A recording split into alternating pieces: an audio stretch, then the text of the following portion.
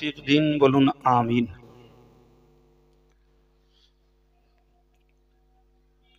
তো এখন রাত 9টা বেজে গেছে, সন্ধ্যা থেকে এ পর্যন্ত 4 ঘন্টা রাত হয়েছে,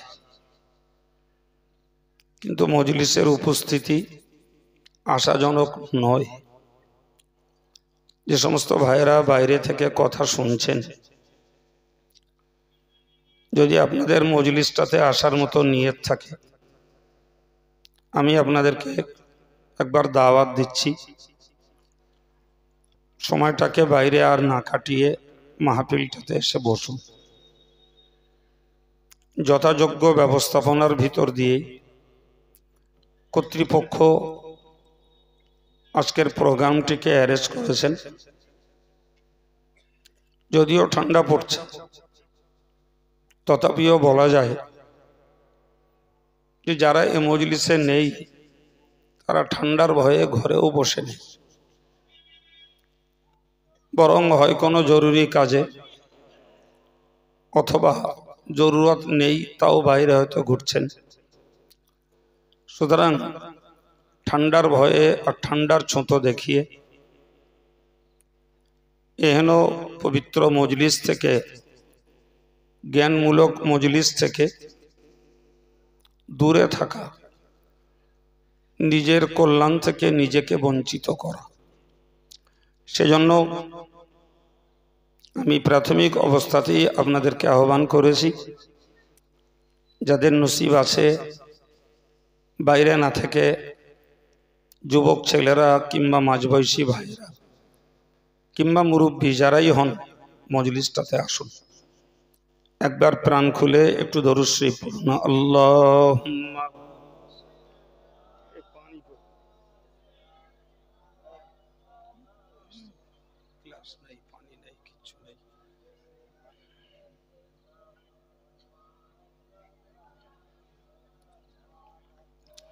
সম্মানিত ভাইরা, কোরআন শরীফের ছোট্ট একটা অংশ আপনাদের কাছে তেলাওয়াত করেছি। তেলাওয়াতকৃত আয়াতে মহান আল্লাহ ব্যক্ত করেছেন, নবীকে লক্ষ্য করে আল্লাহ বলেন, ফাযাক্কির, তুমি উপদেশ দাও, ইন্নামা আনতা মুযাক্কির, তুমি কেবলমাত্র উপদেশক, তোমার কাজ হলো উপদেশ দেওয়া। অন্য আয়াত পাকে আল্লাহ বলেছেন, ওমা আলা রাসূল ইল্লাল বালাগুল মুবিন, রাসূলদের উপরে প্রকাশ্য দ্বীনের দাওয়াত পৌঁছে দেওয়া ব্যতীত আর দায়িত্ব নেই। সম্মানিত ভাইরা,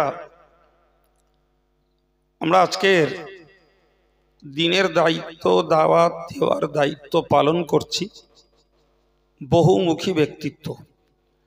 একদিকে মসজিদের ইমাম, আর একদিকে মঞ্চের বক্তা, আর একদিকে কোনো ইলমি মার্কাজ, দ্বীনি কেন্দ্রের কোনো প্রচারক, পীর সাহেবের খানকা, জামাতের আমির, বিভিন্ন ব্যক্তিদের পক্ষ থেকে বিভিন্ন অ্যাঙ্গেলে মুসলিম জনগণের কাছে দ্বীনের দাওয়াত দেওয়ার কাজ চালু আছে না নেই? কথা বলেন। আমি যতগুলো ক্ষেত্র বললাম, প্রত্যেকটা ক্ষেত্র থেকে দ্বীনের দাওয়াত চলছে, কিন্তু আমরা বাস্তবটাকে লক্ষ্য করে দেখছি যে এদের কাজ তো পৌঁছে দেওয়া, এদেরকে ধরপাকড় করে কাউকে ধর্মের দিকে আকৃষ্ট করা, কিংবা কোন শরীয়ত বিরোধী কাজ থেকে মানুষকে বাই হুক অ্যান্ড ক্রুক জবরদস্তি করে কাউকে প্রতিরোধ করা, এ দায়িত্ব দ্বীন প্রচারকদের জিম্মাদারি বা দায়িত্বের মধ্যে পড়ে না। সুতরাং প্রত্যেকটা মানুষের নিজস্ব ব্যক্তি স্বাধীনতা রয়েছে। তিনি তার ব্যক্তি স্বাধীনতাকে ইসলামের পক্ষে কাজে লাগাবেন না ইসলামের বিপক্ষে কাজে লাগাবেন, সেটা তার ব্যাপার। কিন্তু দ্বীন প্রচারের দায়িত্ব যারা পালন করছেন, তাদের দায়িত্ব মানুষের কাছে দ্বীনের জ্ঞানটাকে ছড়িয়ে দেওয়া। তো আজকে আমরা যারা মুসলিম সমাজের স্থায়ী বাসিন্দা আমরা খুব ভালো জানি যে আমাদের মাঝে দিন প্রচারের যথেষ্ট পরিমাণ ব্যবস্থাপনা, যথেষ্ট মহড়া চলছে। তারপরেও আমরা দেখতে পাচ্ছি মানুষ তার ব্যক্তি স্বাধীনতাকে ইসলামের পক্ষে কাজে লাগাবার তুলনায় অনইসলামীর পথেই বেশি করে মানুষ সময়, অর্থ, শ্রম ব্যয় করছে। ঠিক কিনা বলেন? হ্যাঁ, তাহলে এরপরে কোনো মসজিদের ইমাম, কোনো মঞ্চের বক্তা, কোনো খানকার পীর সাহেব, কোনো মার্কাজের আমির, কারোরই জিম্মাদারি নেই, কারোরই দায়িত্ব নেই যে তিনি মানুষকে জবরদস্তি করে ধরে ধরে দিনের মধ্যে ঢুকিয়ে দেবেন। এটা সম্ভব না। এবং কাউকে অন্যায় কাজ থেকে প্রতিরোধ করবেন, এটাও সম্ভব।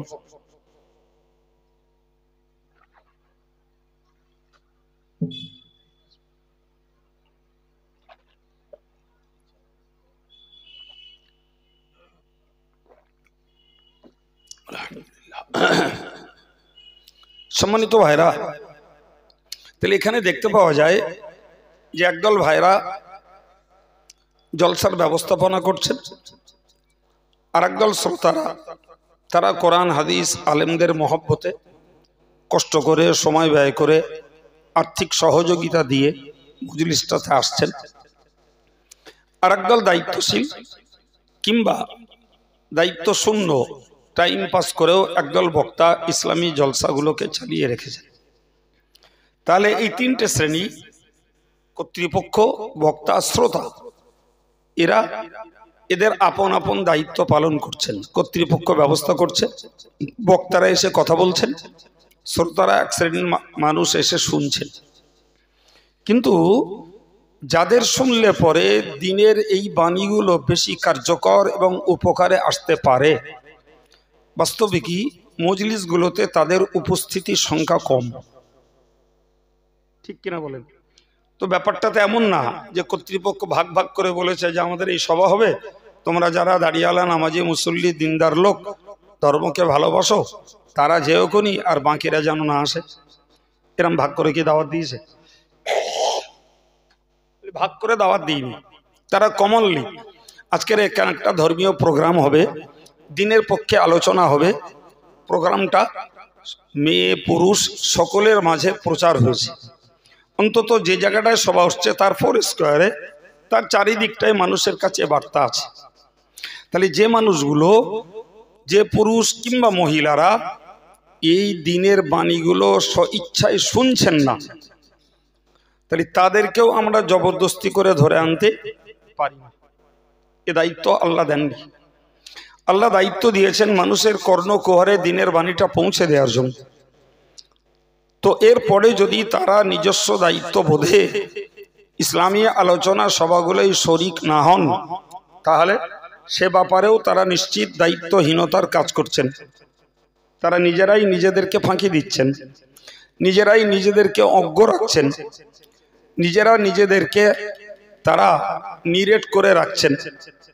দেখুন, কিয়ামতের মহাময়দানে একটা মানুষ কতটা লেখাপড়া শিখেছে ওইটা প্রশ্ন হবে না। সে ধর্মীয় লেখাপড়া শিখেছে না সাধারণ লেখাপড়া শিখেছে, এই প্রশ্নটা উঠবে না। প্রশ্নটা উঠবে তুমি যে কোনো মূল্যে যে জ্ঞানটাকে লাভ করেছো, ওই জ্ঞানটাকে তুমি তোমার জীবনে কাজে লাগিয়েছো না লাগাওনি। একটা সাধারণ মানুষ যার মনে করুন কোনো জেনারেল এডুকেশন নেই কিংবা থিওলজিক্যাল ইসলামিক কোনো জ্ঞান তার নেই, কিন্তু সামাজিকভাবে একটা মানুষের মধ্যে ভালো মন্দ, ন্যায় অন্যায় এবং সওয়াব আর পাপ, কোনটা আল্লাহ পাকের রাস্তা, কোনটা ইবলিসের রাস্তা, এতটুকু মৌলিক জ্ঞান এবং বোধ বুদ্ধি আমি মনে করি প্রত্যেকটা মুসলিম সাবালিকা ছেলে মেয়েদের মধ্যে এসছে। আমার কথাটা ভুল না ঠিক? হ্যাঁ, এই মজলিসটায় বসলে পরে তার প্রতি একটি উৎসাহ, উদ্দীপনা মানুষ পায়। জ্ঞানটা হয়ে নেই এটা বলা ভুল, জ্ঞান হয়ে আছে কিন্তু উৎসাহ নেই, উদ্দীপনা নেই। এরকম মজলিসগুলোতে বসলে মানুষের ভিতরে একটা জজবা, একটা আকর্ষণ, একটা উদ্দীপনামূলক মানসিকতা তৈরি হয়। জি, এমনি মৌলিকভাবে এখানে বসলে সওয়াব, এখানে বসলে গোনা মাপ, এখানে বসলে ফেরেশতাদের দোয়া পাওয়া যায়, এখানে বসলে পরে মানসিক একটা তৃপ্তি পাওয়া যায়, এখানে বসবার বিনিময়ে মৃত আত্মাদের জন্য একটা সবরেসানির হক আদায় হয়। সুবহানাল্লাহ বলেন। এতগুলি বহুমুখী কল্যাণ একটি ইসলামী আলোচনা সভার মধ্য থেকে মেলে। এরপর এই আলোচনার ভিতর থেকে একটা মানুষ যদি তার জ্ঞান মন তৈরি করতে পারে, তাহলে ওই মনটাকে সে আমৃত্যু কাজে লাগাতে পারে। সুবহানাল্লাহ। তাহলে এখানে রয়েছে একটা তাৎক্ষণিক উপকারিতা, আর একটা রয়েছে দীর্ঘস্থায়ী একটা উপকারিতা, ঠিক নয় কি? হ্যাঁ, তাই তার প্রাথমিক কাজটা হলো যে আলেমদের মুখনিসৃত কথাগুলোকে শ্রবণ করা, শোনা। আমরা সবসময় একটা কথা ভেবে বসি, বা ওটা আমাদের একেবারে মুখস্থ হয়ে গেছে, যে ও কি করতে যাবো, সবসন্ধে গেলেই তো নামাজ রোজার কথা বলবেন, এরকম একটা যে মানুষের কথা। কিন্তু এদের একটা বিষয় বোঝা উচিত যে এই 7 লক্ষের অধিক হাদিস, সুবহানাল্লাহ বলেন, আর মতভেদটা আপন জায়গায় থাক, তবু আমরা একটা মতকে মানি যে 6666টা কোরআন পাকের আয়াত। তা বাবু, শুধু যদি নামাজ রোজার কথা থাকতো তাহলে এত আয়াতেরও দরকার থাকতো না, আর এত হাদিস শরীফ ও নবী পাকের বলার প্রয়োজন হতো। কথা বলেন। হ্যাঁ, তাহলে বুঝতে হবে যে এই বিস্তার কোরআন এবং তার তাফসীর এবং এই লক্ষ লক্ষ হাদিস, এগুলির মধ্যে শুধু নামাজ রোজার কথাটাই নেই রে বাবা। বরং এক কথাই মনে রাখা দরকার, যে ইংরেজিতে একটি কথা বলে, আমরা মাঝে মধ্যে শুনে থাকি, যে Islam is the full code of life of humanity. ইসলাম হলো মানব জীবনের পরিপূর্ণ একটা জীবন ব্যবস্থা। সুবহানাল্লাহ বলে। আর এই জন্যই আল্লাহ বলেছেন যে আল ইয়াউমা আকমালতু লাকুম দীনাকুম, আমি তোমাদের জন্য তোমাদের ধর্মকে পূর্ণ করে দিলাম। ওয়া আতমামতু আলাইকুম নি'মাতি, জাগতিক যে নিয়ামত তোমাদেরকে দিয়েছি, তোমাদের পারলৌকিক নিয়ামত দিয়েছি ইসলামকে পূর্ণ করে। সুবহানাল্লাহ। ওয়া রাদিতু লাকুমুল ইসলামা দীনা, এবং ইসলামটাকে তোমাদেরকে দিতে পেরে আমি আল্লাহ সন্তুষ্ট হয়েছি। তাহলে এই যে 3টি কথা, একটা কথা হলো ধর্ম পূর্ণ করেছি, আরেকটা কথা হলো তোমাদের জন্য আমার অবদানকে পূর্ণ করেছি, আরেকটি কথা হলো এই ইসলামের মতো নিয়ামতটা তোমাদের দিয়ে আমি আল্লাহ সন্তুষ্ট হয়েছি। এ থেকে বুঝতে পারা যায় ইসলাম হয় কোরআন দ্বারা, না হলে হাদিস দ্বারা, না হলে কোরআন হাদিসের অস্পষ্ট বিষয়গুলি ইজমা এবং কিয়াসের দ্বারা আলহামদুলিল্লাহ পূর্ণতা লাভ করেছে। সুতরাং আমাদেরকে ভাবতে হবে যে ইসলাম কোনো শুধুমাত্র নীতিমূলক ধর্ম নয়, ইসলাম গুটি কতক সওয়াব করি বিষয় নয়, বরং একটা মানুষ কি করে পেশাব পায়খানা করবে, কি করে তার জামা কাপড়টা পরিষ্কার করবে, কিভাবে তার দেহটাকে পবিত্র করবে, কিভাবে খাবে, কিভাবে উঠবে, কিভাবে বসবে, কিভাবে মানুষের সঙ্গে আচার আচরণ করবে, কিভাবে ওই লোকটা ব্যবসার লেনদেন করবে, কিভাবে ওই লোকটা রাজনীতি করবে, কিভাবে রাষ্ট্রনীতি করবে, কিভাবে আত্মীয়তা করবে, কিভাবে স্ত্রীর সঙ্গে ব্যবহার করবে, কিভাবে ছেলে মেয়েদের সঙ্গে ব্যবহার করবে, কিভাবে একজন বয়স্ক মানুষের সঙ্গে ব্যবহার করবে, কিভাবে একটা ছোট মানুষের সঙ্গে ব্যবহার করবে, কিভাবে সমাজ বিরোধী জটিলতাগুলো সমাধান করবে। আল্লাহ শুকরিয়া, তার একটি বিষয়ও ইসলাম বলতে বাদ দেয়নি। আর একটু জোরে বলেন। আপনি জানেন না, আমি জানি না, সেটা আমাদের নিজস্ব ঘাটতি, সেটা আমাদের নিজস্ব স্টাডির অভাব, অধ্যবসায়ের ত্রুটি, কিন্তু প্রকৃতপক্ষে ইসলামী ভান্ডারে তার অভাব নাই। এখন যদি আমি না জানি, সেটা আমার নেগলিজেন্সি, আমার অলসতা, আমার লেজিনেস, আমার গাফলাতি, এছাড়া আর কিচ্ছু না। ইসলামের ভান্ডারের কাছে অভাব নাই, কিন্তু আমি জোর গলায় বলতে পারি অল ওয়ার্ল্ডে এই মুহূর্তে যত ধর্ম মতবাদ বিরাজ করছে, কোন ধর্মের ভিতরে ফুললি কোড অফ লাইফ নাই নাই নাই। আপনি একটা ধর্মকে দেখাতে পারবেন না যাতে পূর্ণ জীবন ব্যবস্থা রয়েছে, এক্সেপ্ট ইসলাম। কেবলমাত্র ব্যতিক্রম ইসলাম। অন্যান্য ধর্মে কিছু নীতি কথা, কিছু আদর্শের কথা আছে, কিন্তু সেগুলো মানব জীবনের জন্য কমপ্লিট নয়। আমি এই জন্যই বলি, মাঝে মধ্যে কখনো বলেছি যে ইসলাম হলো একটা ধনী ধর্ম। কি বলেছি? আরে বাবা, টাকায় ধনী নয়, আদর্শে, নীতিতে, সুন্দর চরিত্রে, সুন্দর জীবন ব্যবস্থায় ইসলাম ধনী ধর্ম মিন্স ইসলামকে কারোর কাছে হাত পাততে হয় না।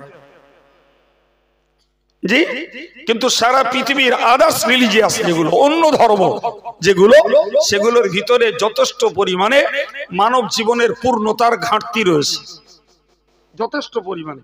এখন যদি আমি এজ এ মুসলিম একটা ধনী ধর্ম অবলম্বী হয়ে আমি যদি ভিন ধর্মের কাছে আদর্শ নীতি অনুকরণে হাত পাতি, তাহলে বুঝতে হবে এটা আমাদের জন্য একটা বদভ্যাস, যে আমার নিজস্ব ঘাটতি নেই। আরে বাবা, যে লোকটার অর্থ সংকট নেই সে লোকটা যদি পরের কাছে ভিক্ষা করে, এটা কি কেউ ভালো বলে মেনে নেয়? আরে বাবা, তোর নিজস্ব অভাব নাই, কেন তুই লোকের কাছে ভিক্ষা করে ছোট হচ্ছিস? পরের কাছে কেন তুই দ্বারস্থ হবি? তো ঠিক তদ্রূপ আমার ধর্মে যখন নীতি আদর্শের কোনো ঘাটতির অভাব নেই, ঘাটতি নেই, অভাব নেই, তাহলে তুমি পরধর্মে ভোগভক্তি কেন বাবা? তোমার বিবেক দিয়ে তুমি বোঝো, ধর্ম করবে না করবে তুমি পরে ভাবো, কিন্তু এই কথাগুলোকে তোমার ব্রেনে ফেলিয়ে তুমি ভাবো যে আব্দুল কাইয়ুম একটা অযৌক্তিক কথা বলছে। কি গো, বলা যাবে? তাকে তার সময় নেন, নিয়ে আমায় বলবেন যে আমি ভেবে চিন্তে দেখেছি এই ধর্ম পালন করার কোনো যুক্তি নেই। প্রিয় ভাইরা আমার, সুতরাং আমি আপনাকে বোঝাতে যেয়ে এই কথা বললাম। প্রথম আমার বক্তব্যই ছিল এটাই যে নবী তোমাকে আমি উপদেশ দিতে পাঠিয়েছি, তুমি কেবলমাত্র উপদেশ দাতা, লাস্তা আলাইহিম বিমুসাইতির, তোমাকে দারোগা বানাইনি, তোমাকে আমি দারোগা বানাইনি। দারোগার কাজ জবরদস্তি করে ক্রিমিনালকে, অপরাধীকে, আসামিকে হাজতে ভরে তাকে শায়েস্তা করা, তাকে সুন্দর চরিত্রে ফেরানোর জন্য একটা প্রক্রিয়া অবলম্বন করা। সুতরাং তুমি কাউকে এনে জবরদস্তি করে জেলবন্দি করে হাজত খাটিয়ে তাকে ধর্মপথে ফেরাবে, এই দায়িত্ব তোমায় দেয়নি আমি, তোমার দায়িত্ব দিয়েছি পৌঁছে দাও। ঠিক একই দায়িত্ব তামাম পৃথিবীর ইসলাম প্রচারক যারা, তাদেরও একই দায়িত্ব। কেন্দ্র ছোট বড় থাকতে পারে, একটা ইমামের কেন্দ্র তার মসজিদের মুসল্লি কেন্দ্রিক কি মহল্লা কেন্দ্রিক, কিন্তু একটা মঞ্চের দায়িত্ব বিভিন্ন স্থানের শ্রোতা সেখানে থাকতে পারে, তো তাদের মাঝখানে ইসলামটাকে ফুটিয়ে তোলা। জি ভাই, তো কেন্দ্র ছোট বড় হতে পারে, কিন্তু যারাই দায়িত্ব পালন করছেন ভাই, তারা যদি তাদের ডিউটি পালন করেন, বাকি যদি সমাজের লোক সেটাকে কার্যকর না করে, তো এদের তো দায়িত্ব নেই। কাউকে ঘাট ধরে ধরে মসজিদে ঢোকাবে, আর কাউকে গলার দিকে ধাক্কা দিয়ে দিয়ে কোনো বিচিত্র অনুষ্ঠান থেকে বাড়ি পাঠিয়ে দেবে। এটা কি সম্ভব? এটা কি কোনো প্রসেসিং? আদৌ নয়। ভাই মনে রাখার দরকার, ইসলাম এমন একটা স্বতন্ত্র ধর্ম। রাসূলের বয়স তখন 61 বছর, 61 বছর, তার মানে এর পরে রাসূলুল্লাহ বেঁচে ছিলেন মাত্র 2 বছর। তো ইয়ামান দেশের একটা গ্রুপ রাসূলের কাছে এলো, তাতে পান্ডা ছিল মুসাইলামা ইবনে কাযযাব, যে নবীর পরে নবীর ইন্তেকালের বাদে নবুয়তের দাবি করেছিল। নাউজুবিল্লাহ বলেন। তো এই লোকটা এলো একদম সম্পূর্ণ ছদ্মবেশে, সব কিছু জেনে বুঝে এসে আমার রসুলের খোঁজ নিল। তো সাহাবীরা রসুলকে যে বললেন, হুজুর বিদেশি একটা প্রতিনিধি দল এসছে, তো তারা আপনার সঙ্গে কথা বলতে চায়। রসুল ভিতর থেকে এলেন, রসুলের হাতে ছিল একটা খেজুরের ছড়, পাতা টাতা নেই, সেরেপ একটা কাঠি লাঠি, জি ওই ডান্ডাটা রসুলের হাতে ছিল। ওই ভদ্রলোক আমার রসুল্লাহর কাছে একদম না জানার ভান করে জানা বিষয়গুলো ভেরিফিকেশন করে নিল। তোমার নাম কি, তোমার আব্বার নাম কি, তোমার বাড়ি কোথায়, তুমি কি বলো, কথা বোঝা যাচ্ছে কি? ঠিক এইভাবে নবীকে প্রশ্ন করলো, প্রশ্ন করে করে তার জানা বিষয়গুলো আর একবার সে প্রমাণ করিয়ে নিল। নিয়ে বলল, মোহাম্মদ তোমার এই সমস্ত কার্যকারিতা বা রীতিনীতি আমার খুব ভালো লেগেছে, তো আমি ইসলাম কবুল করতে চাই। তো আমার একটা দাবি আছে। বলে, কি দাবি? আমার দাবি হলো তোমার পরে এই ইসলামী জগতের নেতৃত্বটা, খেলাফতিটা আমায় দেওয়া লাগবে। কথাটা বোঝা গেল কি? আচ্ছা, দাবিটা ছোট মতন না বড় মতন? হ্যাঁ, প্রিয় নবী এত রাগা রেগে গেলেন, সেই খেজুরের ডালটা হাতে ছিল ওইটাকে তুলে বললেন, এ মুসাইলামা, তুমি যদি এই খেজুরের ডালটা নেওয়ার দাবি করে ইসলাম কবুল করতে চাও, আমি এই খেজুরের ডালটা তোমায় দিয়েও মুসলমান বানাতে চাই না। সুবহানাল্লাহ বলবেন না? আপনি বলেন ইসলামের স্বতন্ত্রতা আছে না নাই? হ্যাঁ, ইসলামের একনিষ্ঠতা, ইসলামের স্বাধীনতা, জবরদস্তি তো দূরের কথা, সে চাইল রসুলের পরে মুসলিম জগতের নেতৃত্ব। রসুল বললেন এই খেজুরের ডালটা চাইলেও এটা দিয়েও তোমাকে আমি মুসলমান বানাতে রাজি নই। তো তার মুখ ভোতা হয়ে গেল। যে প্রতিনিধি দলটাকে নিয়ে এলো হোঁচট খেলো, মুখ থুবড়ে পড়লো, নীরবে নিস্তব্ধে চলে গেল। সেই হতভাগা কপাল পোড়া আমার নবীর ইন্তেকালের বাদে বলল যে মোহাম্মদ মারা গেছে, নবুয়তের পোস্টটা খালি হয়ে গেছে, তো আমি তার পরবর্তী নবী। হযরত আবু বকর সিদ্দিক রাদিয়াল্লাহু আনহু তার সঙ্গে লড়াই করে তাকে জাহান্নামে পাঠিয়ে ছেড়ে দিলেন। ভাই বলেন, যদি ওই লোকটার ওই দাবি মেনে নিয়ে রাসূলুল্লাহ তাকে ইসলামে দীক্ষিত করতেন, ভাই রসুলের ইন্তেকালের বাদে ইসলামের রূপ চেহারা ঠিক রাখতো? তছনছ করে দিত, সব পুরোটাই গুলিয়ে ফেলে দিত। ইসলামের আসল চরিত্র থাকতো না। আজকের পৃথিবীতে যেমন ইহুদিদের ধর্মের কোনো জাত নেই, খ্রিস্টানদের ধর্মের কোনো জাত নেই, টোটাল ইহুদিদের প্রাপ্ত তাওরাত কিতাব এবং খ্রিস্টানদের প্রাপ্ত ইনজিল কিতাব টোটালটাই হগল বগল করে ফেলেছে, কিচ্ছু নেই, তারা কিচ্ছু নেই। ঠিক এই অভদ্রটাকে যদি রাসূলুল্লাহ গ্রহণযোগ্যতা দিতেন, এও ইসলামটাকে এরকম তছনছ করে ছেড়ে দিত। শুকরিয়া আল্লাহর, ইসলামের হেফাজতকারী আল্লাহ, কোরআনের হেফাজতকারী আল্লাহ। সুতরাং সেদিন থেকে আজ পর্যন্ত ভাই ব্যক্তিগত মুসলমান তার চরিত্রে ইসলামকে কলঙ্কিত করেছে, কিন্তু মৌলিকভাবে ইসলাম কখনো কলঙ্কিত ধর্ম নয়। আমি মানিনি, আপনি মানেন না, উনি মানে না, তো আমি মুসলমানের বলে পরিচয় দিই, আমার দ্বারাতে ইসলাম কলঙ্কিত হতে পারে, কিন্তু প্রকৃতপক্ষে ইসলাম কলঙ্কিত ধর্ম নয়। সুতরাং মুসলিম কমিউনিটির নারী আর পুরুষকে ভাবতে হবে যে এ ধর্ম জবরদস্তির ধর্ম নয়, স্বাধীনতার ধর্ম। তুমি পালন করবে না করবে বাবা তোমার ব্যাপার, কিন্তু তোমাকে বোঝা উচিত যে আমি যখন মুসলিম বলে আত্মপরিচয় দিয়েছি, তাহলে আমার উচিত কর্তব্য কবে করব, কবে আমলে আনবো পরের কথা, কিন্তু আমি যখন ধারাবাহিকভাবে ইসলামিক জ্ঞান লাভ করিনি, তাহলে আমাকে সুযোগ মতো ইসলামিক জ্ঞান কিছু সঞ্চয় করা দরকার।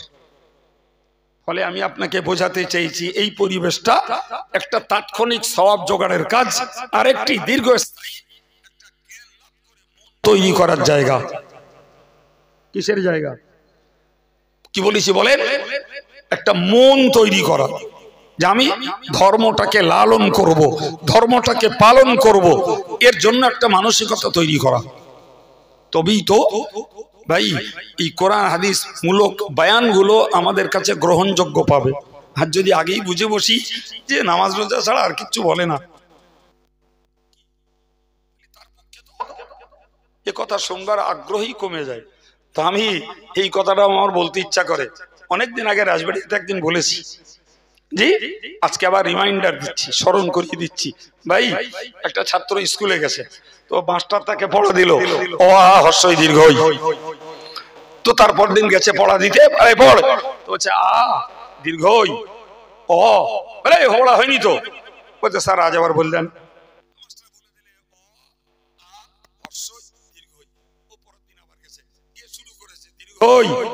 ও হর্ষ, আজ হয়নি তো, স্যার আজ আবার পড়া দেন। আচ্ছা বলেন, যে ছেলেটাকে মাস্টার পড়া দিচ্ছে আর কোনোদিন সে পড়া করে না, প্রতিদিন যে উল্টো পাল্টা করছে, আচ্ছা কোন মাস্টার সন্তুষ্টির সঙ্গে ওর প্রতিদিন নতুন পড়া দেবে? হ্যাঁ না বলে দেবে না। দেবে কি বিরক্তি হয়ে, যাতে আমাদের গা গ্রামের বলে তিতি বিতুশ্রদ্ধ হয়ে বলবে আচ্ছা এ বাদ দে, দেখদিন ককার ফিসটা খোল দেখি ওই জায়গাটায় হয় কি দেখি। খুশি হয়ে ওকে নতুন পড়া কোশ্চিন কালেও দেবে না। প্রিয় ভাইরা আমার, পক্ষান্তরে আরেকটা ছাত্র প্রতিদিন একদম যেমন মাস্টার পড়া দেয় টু দি পয়েন্ট সে তার অ্যান্সার করে। আচ্ছা ওই মাস্টার কোনোদিন ওই ছাত্রটাকে প্রতিদিন পুরাতন পড়া দেয়গা? হ্যাঁ না বলেন? আমার মনে হয় এই যারা বলছে না, এরা যদি এই নামাজ রোজার পড়াটা ঠিক মতন করতো না, তা আমি অন্য কারোর কথা বলি না, আমার কথাই বলি, অন্য কারোর কথা আমি দায়িত্ব নিয়ে বলতে পারবো না। যে হুজুর আমাদের এই গ্রামটায় অ্যাডাল্ট ছেলে আর মেয়ে একটাও বেনামাজি নেই, আপনি নামাজ রোজার কথাটা বাদ দিয়ে অন্য করুন, ইনশাল্লাহ এ সমাজ যা চাইবে তার উপরে 2 মিনিট হলেও বলতে পারবো। তুমি যখন বাবা ওই পুণ্য পড়া প্রতিদিন মাস্টার মশাইরা দিয়ে যাবে, আর ওই পুণ্য পড়াটাও করবা না, তা তোমার কোন আনন্দে নতুন পড়া দেবে মাস্টার? কি তুমি নতুন পড়া নোবা কোন সাহসে আর কোন বিবেকে যে নতুন পড়া দাও? আমার আল্লাহ আমার জাতিকে শুভ বুদ্ধি দেন, বলুন আমিন। আর একটু জোরে বলেন আল্লাহুম্মা আমিন।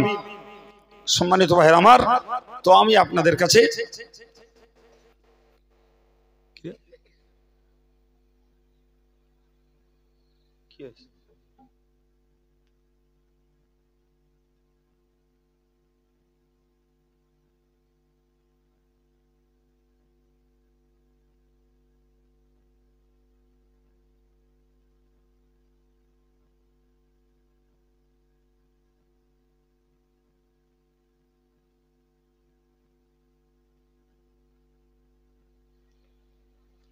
তুমি কোথায়?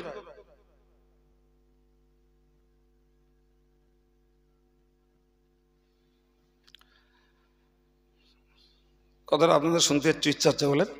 হ্যাঁ, স্বাভাবিক।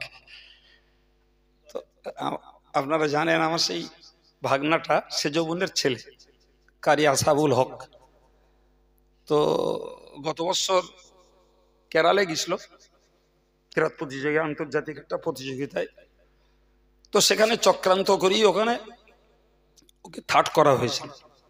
আমাকে বলেছিল, তো আমাদের কিছু চ্যানেল ছিল, তো আমি কিছু বলিনি, যা দেশে চলে এসো। তারপরে গত বছর ফুরপুরা শরীফের কেরাত প্রতিযোগিতায় ফার্স্ট হলো। তো গতকালকেও কেরাত প্রতিযোগিতা গিয়েছিল দিল্লিতে, সেখানেও আন্তর্জাতিক দুবাই, মিশর, হেনো সানো ইত্যাদি বিভিন্ন জায়গার কারীরা থাকে। তো সারাদিন কেরাত প্রতিযোগিতার পরে ও ফার্স্ট হয়েছে। তো তাই খবরটা আউটসাইড শোনালো। ফার্স্ট প্রাইজ হচ্ছে হজ, তার মানে পুরো একটা হজ করানোর পূর্ণ খরচ ওই কমিটি বহন করবে, আলহামদুলিল্লাহ। তো সেই জন্য খবরটা শোনালো। যাই হোক, আল্লাহ কবুল করুন, হায়াতে উন্নতি দেন, বলুন আমিন। তো যাই হোক, আমি আপনাদেরকে এতক্ষণ ধরে ইসলামের মৌলিকত্বের উপরে বেশ কিছু জ্ঞানমূলক কথা শোনাবার চেষ্টা করেছি, আপনারাও আদব আগ্রহের সঙ্গে শুনেছেন। আমি এরপরে আপনাদেরকে খুব সংক্ষিপ্ত কিছু আলোচনা শোনাবার নিয়ত করছি, শুনুন। তাহলে আমি গোড়ায় বলেছিলাম আলেমদের দায়িত্ব হলো উপদেশ দেওয়া, এর বেশি আর নয়। এখন যদি উপদেশ দেওয়ার ক্ষেত্রে কেউ যদি ঘাটতি করে, সে কৈফিয়ত সে দেবে। সে ইমাম হোক, আলেম হোক, পীর সাহেব হোক, আমির সাহেব হোক, তার কৈফিয়ত তাকে দিতে হবে আল্লাহর কাছে, ওটা আল্লাহ ছেড়ে দেবে না। কারণ আল্লাহ তার নবীকেই বলেছেন, বাল্লিগ মা উনজিলা ইলাইকা মির রাব্বিক, ওগো নবী, তোমার কাছে যা নাজিল করেছে ওটা পৌঁছে দাও। ওয়া ইল্লাম তাফআল ফামা বাল্লাগতা রিসালাতাহ, যদি তুমি পৌঁছে না দাও তাহলে রসুল হওয়ার দায়িত্ব পালন করনি বলেই প্রমাণ হবে। কথাটা খুব ভয়ঙ্কর, বলো। আল্লাহ নবীকে বলছেন যে তোমার কাছে যা নাজিল করেছি তা যদি তুমি প্রচার না করো তাহলে তুমি রসুল হওয়ার দায়িত্ব পালন করনি বলেই বলেন প্রমাণ হবে। আচ্ছা, যদি রসুলের জন্য এই ভয়ঙ্কর বার্তা আল্লাহ দেন, তাহলে আমরা যারা এই রসুলের দিনের খাদেম হয়েছি, জি, তাই এই কৈফিয়ত আমাদের দিয়ে কুল হবে? রসুলকে যদি এত বড় কথা আল্লাহ বলেন, তাহলে আমাদের ছাড়পত্রের জায়গা আছে মনে হয়? হ্যাঁ, এখন সে জাতির কাছে মিষ্টি লাগুক, তিতো লাগুক, যে সমাজে যেটার প্রয়োজন সে কথাটা তাদের কাছে আলোচনা করাই হলো, এটাই তরিকায়ে মুহাম্মাদি, এটাই আমার রসুলের প্রকৃত নিয়ম। জি, সুতরাং আমাদেরকে এই কথাটা মনে রাখতে হবে যে হাদিস শরীফ অনুযায়ী আমাদেরকে দ্বীনের দাওয়াত মানুষের কাছে পৌঁছাতে হবে। ভাই হযরত মুআজ রাদিয়াল্লাহু আনহু নবী পাকের খুব ঘনিষ্ঠ, খুব প্রিয় সাহাবী। তিনি একান্তে একদিন নিজেই রসুলের কাছে গেলেন। রসুলের কাছে যে বললেন, ইয়া রাসূলুল্লাহ আউসিনি, হুজুর আমি আপনার কাছে আবেদন করছি, আমাকে কিছু আপনি ওসিয়ত করুন। ওসিয়ত মানে জানেন তো, নসিহত আর ওসিয়ত দুটো শব্দ। নসিহত হলো যে বেঁচে থাকার সম্ভাবনা আছে তারপরেও মানুষকে কিছু উপদেশ দিচ্ছে, আর ওসিয়ত হলো যিনি অন্তিম মুহূর্তে তার বাঁচার সম্ভাবনা আর নেই, এই 11th আওয়ারে যে লোকটা মানুষকে কিছু উপদেশের বাণী শোনায়, আরবি পরিভাষায় ওইটাকেই বলে ওসিয়ত। কি বলে? ওসিয়ত। তো সাহাবী বললেন, ইয়া রাসূলুল্লাহ, আমাকে কিছু ওসিয়ত করুন। তার মানে রাসূল কবে থাকবেন আর কবে থাকবেন না আল্লাহই ভালো জানেন, তো উনি কিছু ওসিয়ত চাইলেন। তো প্রিয় নবী সাল্লাল্লাহু আলাইহি ওয়াসাল্লাম বললেন, উসিকুম বিতাকওয়াল্লাহ, আমি তোমাকে প্রথম উপদেশ দিচ্ছি, অন্তিম উপদেশ, যে আল্লাহকে ভয় করো, এটাই তোমার প্রতি আমার প্রথম উপদেশ। বলে রাসূল একটা কারণ দর্শালেন, ফাইন্নাহু আজিয়ানুল লাকা লিআমরিকা কুল্লি। দেখো মুআজ, তুমি যদি আল্লাহর ভয়টাকে সঙ্গে রাখতে পারো তাহলে তোমার সমস্ত কাজেই সৌন্দর্য, তোমার সমস্ত কাজগুলোই সুন্দর হবে। আর একটু মন খুলে বলেন। তার মানে রাসূলুল্লাহ বোঝাতে চাইলেন যে এই খোদার ভয় এমন একটা সম্পদ, এটা থাকলে তোমার নামাজও ভালো হবে, রোজাও ভালো হবে, তোমার জীবনযাত্রাও সুন্দর হবে, তোমার আচার ব্যবহারও ভালো হবে, তোমার ভাষাটাও ভালো হবে, তোমার মানুষের সঙ্গে লেনদেনটাও ভালো হবে। কথা ঠিক না ভুল? রাসূলের এই কথার গভীরতা আছে না নেই? রাসূল বললেন, ফাইন্নাহু আজিয়ানুল লাকা লিআমরিকা কুল্লি, তোমার প্রত্যেকটা কাজে এই খোদার ভয়টাই তোমার কাজগুলোকে সৌন্দর্যমণ্ডিত, সুন্দর বানিয়ে দেবে। ভাই, মানুষ যখন হজ করতে যায় না, তখন স্বাভাবিকভাবে যারা হালাল টাকায় এবং কারোর হক নষ্ট না করে হজ করতে যায়, তাদের ভিতরে একটা আন্তরিক আবেগ থাকে। জি, তো আল্লাহ বলেছেন, এর পরেও কোরআন শরীফে আল্লাহ বলেছেন, ওয়াতাযাব্বাদু, তোমরা হজ করতে বার হচ্ছ তো তোমার পথের যা সম্বল লাগে ওগুলোকে গুছিয়ে নাও। এই আয়াতটা নাজিল হওয়ার পিছনে একটা ব্যাকগ্রাউন্ড আছে, মানে একটা পিছনের ঘটনা রয়েছে। সেটি হলো যে ইয়ামান দেশের কিছু লোকেরা হজ করতে আসে, তো নিজেদের জামা কাপড় কিংবা খাবার দাবার কিংবা সঙ্গে আনুষঙ্গিক একটা মেসোয়াক, একটা প্লেট, অ্যাকচুয়াল যেগুলো নিত্য মানুষের লাগে, এই জিনিসগুলো আনতো না, এনে খালি হাতে হজ করতে আসতো। এসে অন্য হাজির উপরে ভার বোঝা হয়ে যেত, ভাই তোমার প্লেটটা দাও না, ভাই তোমার লুঙ্গিটা দাও না, ভাই তোমার গামছাটা একটু দাও না। জি, আল্লাহ পাক এদেরই উদ্দেশ্য করে এই আয়াত নাজিল করে বললেন, ওয়াতাযাব্বাদু, তুমি হজ করতে আসছো, তোমার পথের যা সম্বল এবং সেখানের যা তোমার নিত্য প্রয়োজনীয় সামান, এগুলোকে সঙ্গে রাখো। তবে শেষে একটা কথা বললেন, সেই কথাটাই মারাত্মক, মনে রাখো, ফাইন্না খায়রা যাদ আত-তাকওয়া। কি বললেন? যে তুমি জাগতিক সামান, খাবার দাবার, পোশাক পরিচ্ছদ যাই নাও নাও, তবে সর্বত্র তাকওয়াটাকে তোমার সঙ্গে রাখো।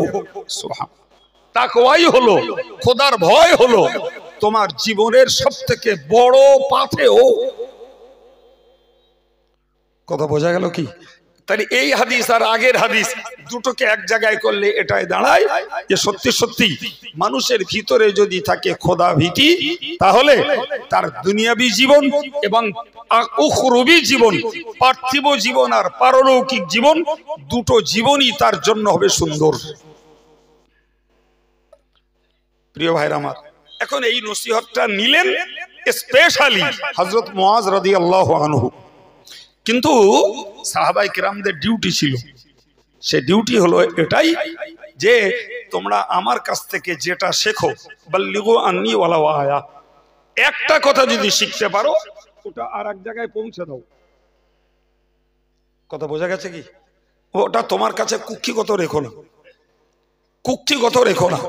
প্রিয় নবী অন্য হাদিস শরীফে বলেছেন যে তোমরা যদি এই আমার কথাটা আর এক জায়গায় পৌঁছে দাও না, তাহলে হতে পারে এমন, তুমি যার কাছে পৌঁছে দিচ্ছ সে তার স্মৃতিশক্তি বেশি, সেটাকে মুখস্থ রাখতে পারবে এবং মনোযোগটা বেশি, হয়তো তোমার তুলনায় আমলটাও বেশি করতে পারবে। এই হিকমতের কথাটাও নবীর। এই হিকমতের কথাটা কার? জোরে বলেন। রাসূল বলেছেন লিউবাল্লিগা শাহিদুল গায়বা রুব্বা মুবাল্লিগিন আও আমিন সামিইন, সহিহ বুখারীর বর্ণনা।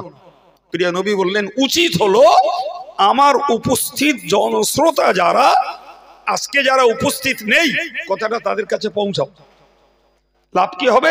রুব্বা মুবাল্লিগিন, তোমরা যাদের কাছে পৌঁছাচ্ছ এদের মধ্যে অনেক ব্যক্তি থাকবে আও আমিন সামিইন, আমার সম্মুখের সরাসরি শ্রোতাদের থেকে ওই যাদের কাছে পৌঁছে দেবে তারা কথাটাকে আরো বেশি স্মরণ রাখতে পারবে।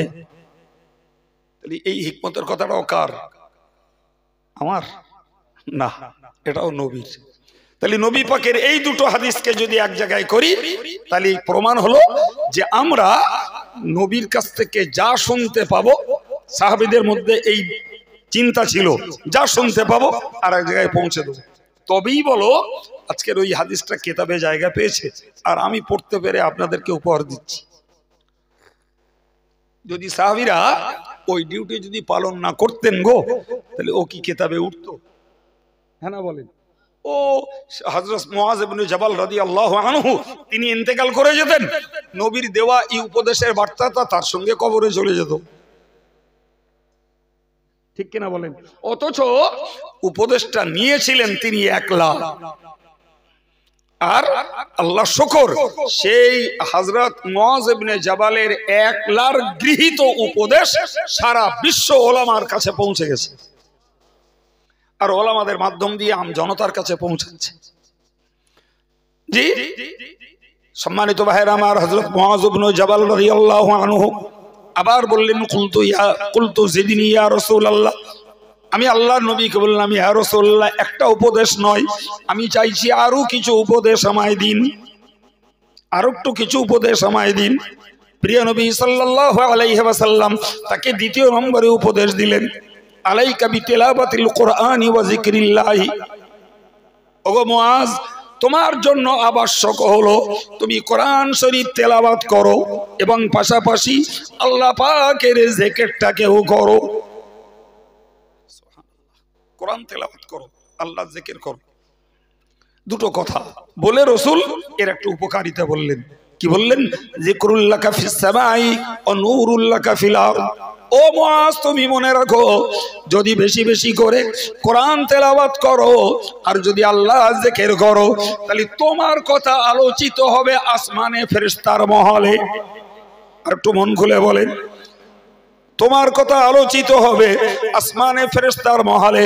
ও নূরুল্লাকা ফিল আরদি, আর ওই তেলাওয়াতে কোরআন আর আল্লাহ পাকের জিকিরের বিনিময়ে জগৎ মাঝে তুমি উজ্জ্বল এবং ভাস্কর হয়ে উঠবে।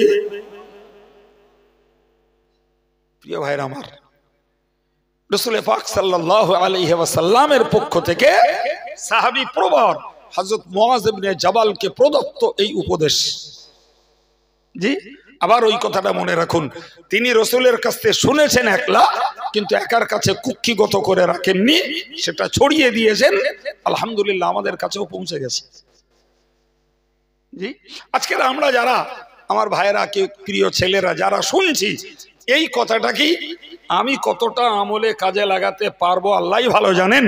তো আমি যদি এই কথাটা আমার পরিবারে কি আমার বন্ধু মহলে কথাটা ছড়িয়ে দিই, বিশ্বাস করুন আমাদের হয়তো কোনোদিন ভুল হয়ে যাবে, কিন্তু যার কাছে দিয়েছে না সে হয়তো স্মরণ রেখে কাজে লাগাবে। কি বলেন? আরে কিছু লোকে বলে যদিও কথাটা ভুল কথা, জি বলে কি ওয়াজ করে আর কি হেদায়েত হবে, হুজুররা যে ওয়াজ করে হুজুররা তার উল্টো করে। এরকম একটা কুকথা সমাজে ছড়িয়ে আছে যে ভাই এ তোমার কি যুক্তি গো, এ তোমার কি যুক্তি? আমি ধরে নিলাম যে কোন হুজুর বলছে ভাই আপনারা মিথ্যা কথা বলবেন না, সেই হুজুর মিথ্যা কথা বলছে। কি আপনি হুজুর বললো ভাই আপনারা যেন গীবত গেল্লা করবেন না, সেই হুজুর গীবত করছে ধরে নেন। কিংবা হুজুর বললো ভাই আপনারা কোনো অবস্থাতেই নামাজ কাজা করবেন না, এখন হুজুর নিজে নামাজ কাজা করছে। আরে বাবা, তো সে যদি উপদেশ দিয়ে উল্টো পথে সে যদি চলে তার জন্য সে ভুগবে, তার জন্য সে ভুগবে নিঃসন্দেহে। কিন্তু তুমি যে বার্তাটা পেলে বাবা, তোমার আমল করতে দোষ কোথায়? কি তুমি তো একটা বার্তা পেয়েছো, তো বার্তাটা তো মৌলবীর না রে বাপ, ও বার্তা তো কোরআনের, ও বার্তা তো হাদিসের। তুমি মৌলবি কেন দেখছো? মৌলবি যদি উল্টো পথে চলে জাহান্নামে যায় সে মরবে, কিন্তু তুমি যে উপদেশটা পেয়েছো ওটা তো কোরআনের, ওটা তো পাচ্ছ বাবা হাদিসের। মৌলবি তো একটা মুখপত্র, মৌলবি একটা মাইক, ঠিক কিনা বলেন? মৌলবি কি মাইক, সেটা প্রচার মাধ্যম। কথাটা কার? জোরে বলেন। ওয়াজ করেছেন আল্লাহ, ওয়াজ করেছেন রাসূলুল্লাহ। সুতরাং হাক্কানি আলেমদের ডিউটি হলো আল্লাহ এবং রাসূলের সেই ওয়াজকেই যে যুগে যুগে মানুষের কাছে পৌঁছে দেওয়া। তাহলে তুমি যদি বাবা আমল করো, তা তুমি তো মৌলবীর কথায় আমল করছো না রে বাপ, তুমি আমল করছো তো আল্লাহর কথা রাসূলের কথা। তাহলে তোমার তো লস নেই না? লস আছে? তোমার লসের জায়গা নেই। তুমি অন্যের ঘাড়ে দাস দিয়েতে নিজে দায় মুক্ত হতে পারবে না বাপ। পারা যাবে? কথা বলেন, পারা যাবে? কোশ্চিন কালেও। সুতরাং ওই জাতীয় কথা বলে নিজে আমল শূন্য থাকবো, এটা কখনো বুদ্ধিমানের কাজ না। সম্মানিত ভাইরা আমার, হযরত মুআয ইবনে জাবাল ফের বললেন, ক্বালা কুলতু জিদনি ইয়া রাসূলুল্লাহ, বললেন ওগো আল্লাহ পাকের নবী, আপনার কাছে চাইছি আপনি আমাকে আরো একটা উপদেশ দেন, আরো একটু বেশি কিছু উপদেশ দেন। প্রিয় নবী সাল্লাল্লাহু আলাইহি ওয়াসাল্লাম বললেন, আলাইকা বিতাউলিস সিমত, ও মুআয তুমি মনে রাখো, তুমি যেন অকাজে অনর্থক কথা বলতে যেও না। লম্বা সময় ধরে তুমি নীরবতা অবলম্বনের চেষ্টা করো। অনর্থক কথা, অকেজো কথা স্বাভাবিকভাবে বলতে চেষ্টা করো না। দীর্ঘ দীর্ঘ সময় তুমি নীরবতা অবলম্বন করো। কি লাভ হবে? রাসূল বলেছেন, ফাইন্নাহু মাতরাদাতুল লিশ-শাইতান ওয়া আউনুল লাকা ফি আমরি দীনিক। সুবহানাল্লাহ বলেন। আল্লাহ পাকে নবী বললেন, ওগো মুআয তুমি যদি নীরবতা অবলম্বন করো, তুমি যদি ফাউ কথা, অনর্থক কথা, অকেজো কথা কম বলো, তাহলে নাম্বার 1 এটার দ্বারাতে শয়তান প্রতিহত হবে। এর ভিতরে রহস্য লুকিয়ে আছে। কি? মানুষ যখন অকেজো কথা, অনর্থক কথা বেশি বলে, শয়তান তখন তার দ্বারাতে পাপ করিয়ে নেওয়ার চেষ্টা করে। তুমি যখন নীরবতা অবলম্বন করবে, শয়তান সুযোগ পাবে না। রাসূলের এই কথার হিকমত আছে না নেই? শয়তান সুযোগ পাবে না। এই জন্য নবী বলেছেন, মাতরাদাতুল লিশ-শাইতান, তুমি যখন নীরবতা অবলম্বন করবে এর দ্বারায় শয়তান প্রতিহত হবে। আর কি হবে? ওয়া আউনুল লাকা ফি আমরি দীনিক, তোমার ওই নীরবতাটাই তোমার ধর্মের কাজের সহযোগী হবে। কি হবে সহযোগী? সেটা আর হাদিসে বলা নেই, অন্য হাদিস খুঁজলে দেখা যায় সহযোগী এটাই, যে মানুষগুলো নীরবতা অবলম্বন করে, অনর্থক কথা কম বলে, ভাই ওই মানুষদের কলবে আল্লাহ পাক একটা হিকমতের নূর পয়দা করে দেন। আর একটু জোরে বলেন, হিকমতের নূর পয়দা করে দেন।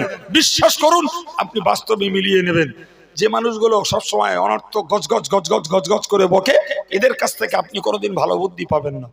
কুট বুদ্ধি ছাড়া ভালো বুদ্ধিরা দিতে পারে না। আমার কথা পরীক্ষা করে নেবেন। কিন্তু যে মানুষগুলো কাজের কথা বলে, বাকি সময় নীরব থাকে, এদের কাছে যাবেন ভালো বুদ্ধি পাবেন, এদের কাছে যাবেন সুপরামর্শ পাবেন, এদের কাছ থেকে আপনি কল্যাণমূলক কথা পাবেন।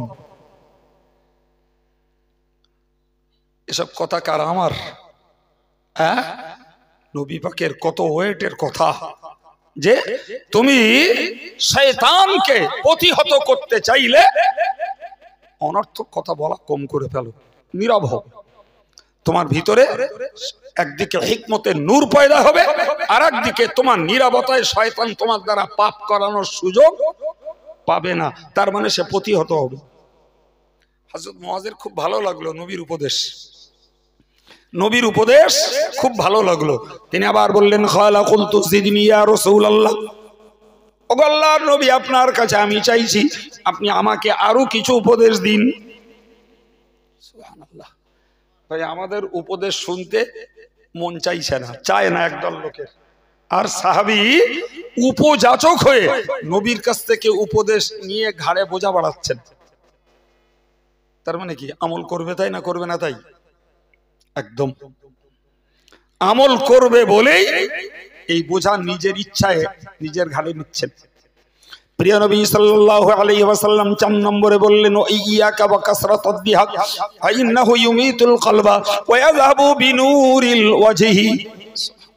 আল্লাহ পাক নবী বললেন, ওগো মুআজ, সাবধান হয়ে যাও, অধিক পরিমাণে হাসি ঠাট্টা করা থেকে বাঁচো, অধিক পরিমাণে হাসি ঠাট্টা করা থেকে বাঁচো।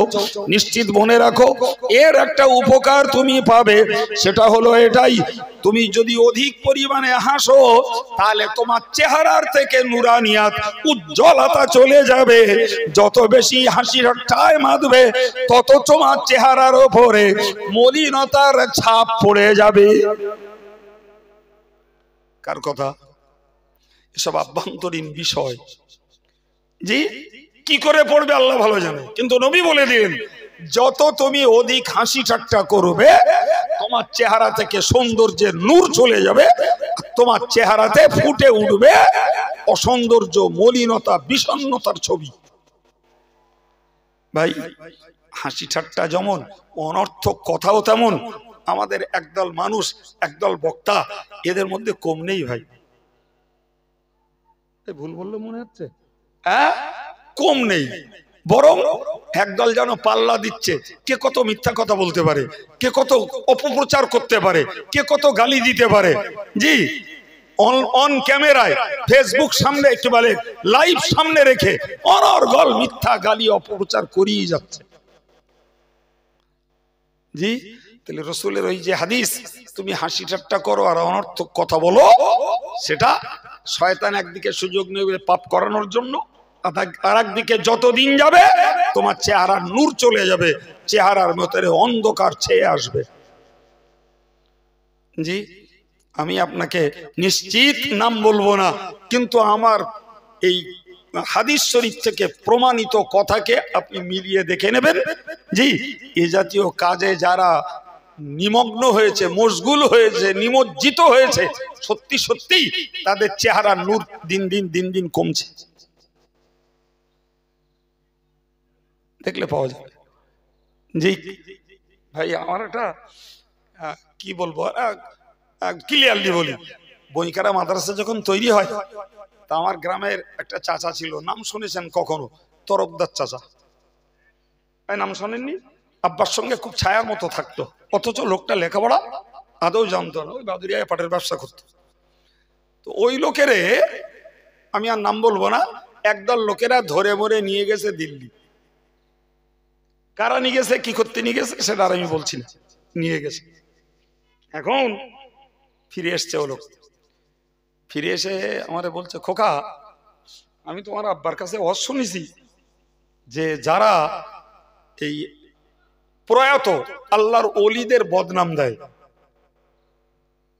জি, প্রয়াত পরলোকগত আল্লাহর ওলিদের যারা বদনাম দেয়, তে এদের মুখ কালো হয়ে যায়। এখন ও লোক আমার এসে বলছে, খোকা, তোমার আব্বা ইয়স করেছে। আমি বললাম, চাচা, ওই হাদিস তিরমিজি শরীফে রয়েছে। তো খোকা, আমি তার ওসব বুঝি না, তোমার আব্বা একদিন হজ করতে হলো তাই মনে রেখেলুম। তো খোকা, আমি ওই গেছি তো, তা ওদের মধ্যে যে কটা পান্ডা তারা তো পিরলিদের বিরাট বিরোধী। তো খোকা, সত্যি কথা তোমার বলতে কি, একটারও মুখ বলো পরিষ্কার নেই, সব বলো কালো হয়ে যায়। আমি, চাচা, ওরা হয়তো এমনি কালো। বলতে, খোকা না, ও বললে আমি বসবো না, তারা এমনি পরিষ্কার লোক। তার জীবনে আর ওই লোকটার আর কেউ নিয়াত পারিনি। তো কেউ বললি বলতো, দূর, তোরা অলিদের নামে গাল দিস, তোর মুখ কালো হয়ে, তোর সঙ্গে গেলি আমারও মুখ কালো হয়ে যায়। পেলেন কথা, একদম কাটা ছেঁড়া কথাবার্তা। জি, তো তখন তার মতন তিনি বুঝেছেন, কিন্তু হাদিস কি বলছে, যে তোমরা অধিক পরিমাণে হাসি থেকে বাঁচো, তা না হলে তোমার চেহারার নূর চলে যাবে, তোমার চেহারায় মলিনতার ছাপ পড়বে। হযরত মুআয ইবনে জাবাল রাদিয়াল্লাহু আনহু আবার বললেন, ইয়া রাসূলুল্লাহ জিদনি, ও আল্লাহ পাকের নবী, আমাকে আরো একটু কিছু উপদেশ দিন। সুবহানাল্লাহ, এত দিচ্ছেন তাও তার মন পুরছে না, আরো চাইছেন, হুজুর আমাকে আরো কিছু উপদেশ আপনি দিন। সম্মানিত ভাইরা আমার, হযরত মুআয ইবনে জাবালকে রাসূল ৫ম নম্বরে বলেছিলেন, ওগো মুআয, কুলিল হাক্কা ওয়ালাউ কানা মুররান। কোন বর্ণনা এসছে ওয়াইন কানা মুররান। ওগো মুআয, যদিও শ্রোতার কাছে তিতো লাগে, যদিও শ্রোতার কাছে সেটা হয় গ্রহণের অযোগ্য, তথাপিও তুমি সর্বত্র হক কথা বলবে। হক কথা বলা বন্ধ করো না। তোমার শ্রোতা নিল আর না নিল, তোমার শ্রোতা গালি দিল, তোমার সেটা শ্রোতা তিতো বলে ওটাকে থুক করে নাউজুবিল্লাহ ফেলে দিল, কিন্তু তুমি হক কথা বলা বন্ধ করো। ভাই, সমাজের একটা সাধারণ নিয়ম আছে, নিয়মটা আমরা অনেকেই শুনলে বুঝতে পারবো। সেটা হলেই কথায় বলে, বাধা দিলে গতি বাড়ে, বাধা দিলে গতি বাড়ে। আর এই যে গতি বাড়ছে এর দুটো সাইড। একটা হলো নেক কাজের বাধা দিলে গতি বাড়ে, তো নেকির পথে বাড়ে। আর পাপ কাজে বাধা দিলে গতি বাড়ে, তো পাপের পথে বাড়ে। ঠিক কই না? এ তো একদম পরিষ্কার দিবালোকের মতো কথা। জি, তাহলে একটা লোক যদি নেকির কাজে মনোযোগী হয় আর 5টা লোক যদি তাকে বাধা দেয়, তো সে নেকির কাজে তার গতি বাড়বে, তো তার জন্য লাভ। আর যে লোকটা পাপের পথে রয়েছে, পাপের কাজে বাধা দেওয়া হলো, সে গতি বাড়ালো। তাহলে গতি বাড়ালো মানে সে আরো নিজেকে অপরাধী আসামি বানালো। তাহলে এই যদি হয় প্রকৃত থিওরি, তাহলে আমাকে মনে রাখতে হবে যে নেকির কাজে কেউ বাধা দিলে আমি পিছু হটবো না, ইনশাল্লাহ। বলেন, জোরে বলেন। এটা প্রত্যেকটা মুসলমানের ডিউটি। নেকির কাজে কেউ বাধা দিলে ও কথায় কর্ণপাত করব না। কিন্তু যদি কেউ পাপের পথে বাধা দেয়, সেটাকে যদি মূল্যায়ন করে ফিরতে পারি, তবে আমি বুদ্ধিমান। আর ওটাকে যদি জেদ করে আমি আরো আগিয়ে নিয়ে যাই, তাহলে নিঃসন্দেহে বোকা। ফর এক্সাম্পল, আমি সুদ খাওয়া মানা করলাম, আমি তার মানা করিনি, আল্লাহ করেছেন, নবী করেছেন, আল্লাহ নবীর কথা দিয়ে আমি তত্ত্ব দিয়ে বুঝিয়ে দিলাম। এখন সে একজন মনে করলো আমি সুদ খাবো, মৌলবী আমার কি করতে পারে দেখি। কি করবে? তোমার কিচ্ছু করবে না। করবে কিছু? কিচ্ছু করবে না। তুমি অন্যায়তে জেদ করবা, বাধা দিয়েছে বলে গতি বাড়াবা, তুমি আরো ক্ষতির দিকে যাবা। কিন্তু নেকির কাজে বাধা দেবে, সে গতি বাড়াবে, সে আরো লাভের দিকে যাবে। বলেন কথা ঠিক না ভুল? জি প্রিয় ভাইরা আমার, এই কথার পৃষ্ঠে বলছি যে এই যে অল ইন্ডিয়া সুন্নাত ওয়াল জামাত মডেল মাদ্রাসার একটা বিরাট সংগ্রাম চালিয়ে যাচ্ছে, আর একদল মানুষ তার বিরুদ্ধে প্রোপাগান্ডা, মিথ্যা প্রচার, শাফি মাযহাবের হেন সানো করে বাজার গরম করছে। জি, আমি তো দেখতে পাচ্ছি এরা যত বাজার গরম করছে, তত মডেল মাদ্রাসার সংখ্যা বাড়তেছে। ধরুন এক করতে করতে করতে করতে এখন প্রায় 250-র কাছে চলে গেছে। তাহলে কি? তাহলে যারা বাধা গিলে ভালো কাজ থেকে বিরত থেকেছে, সে তার ক্ষতির জায়গায় দাঁড়িয়ে আছে। আর এই ভালো কাজে যারা সহযোগিতা করছিল, যত বাধা দিয়েছে তারা আরো বেশি করে সেটাকে গ্রহণযোগ্য করেছে। পানালের সংখ্যা বাড়ে কি করে? কি? তাহলে আমাদেরকে মনে রাখতে হবে, নেকির কাজে XYZ যেই বাধা দিক, আমি ও কথায় কর্ণপাত করলাম না। ভাই তুমি বকছো বকো, আমি আমার কাজে আসি। জি, কালকে পরশু এক কপাল পোড়া ফোন করেছে, ফোন করে বলছে এই জামিয়ায় দিনে কত টাকার গাঁজা লাগে? শুনতে পাচ্ছ? তাহলে তোমার কি মনে হয়?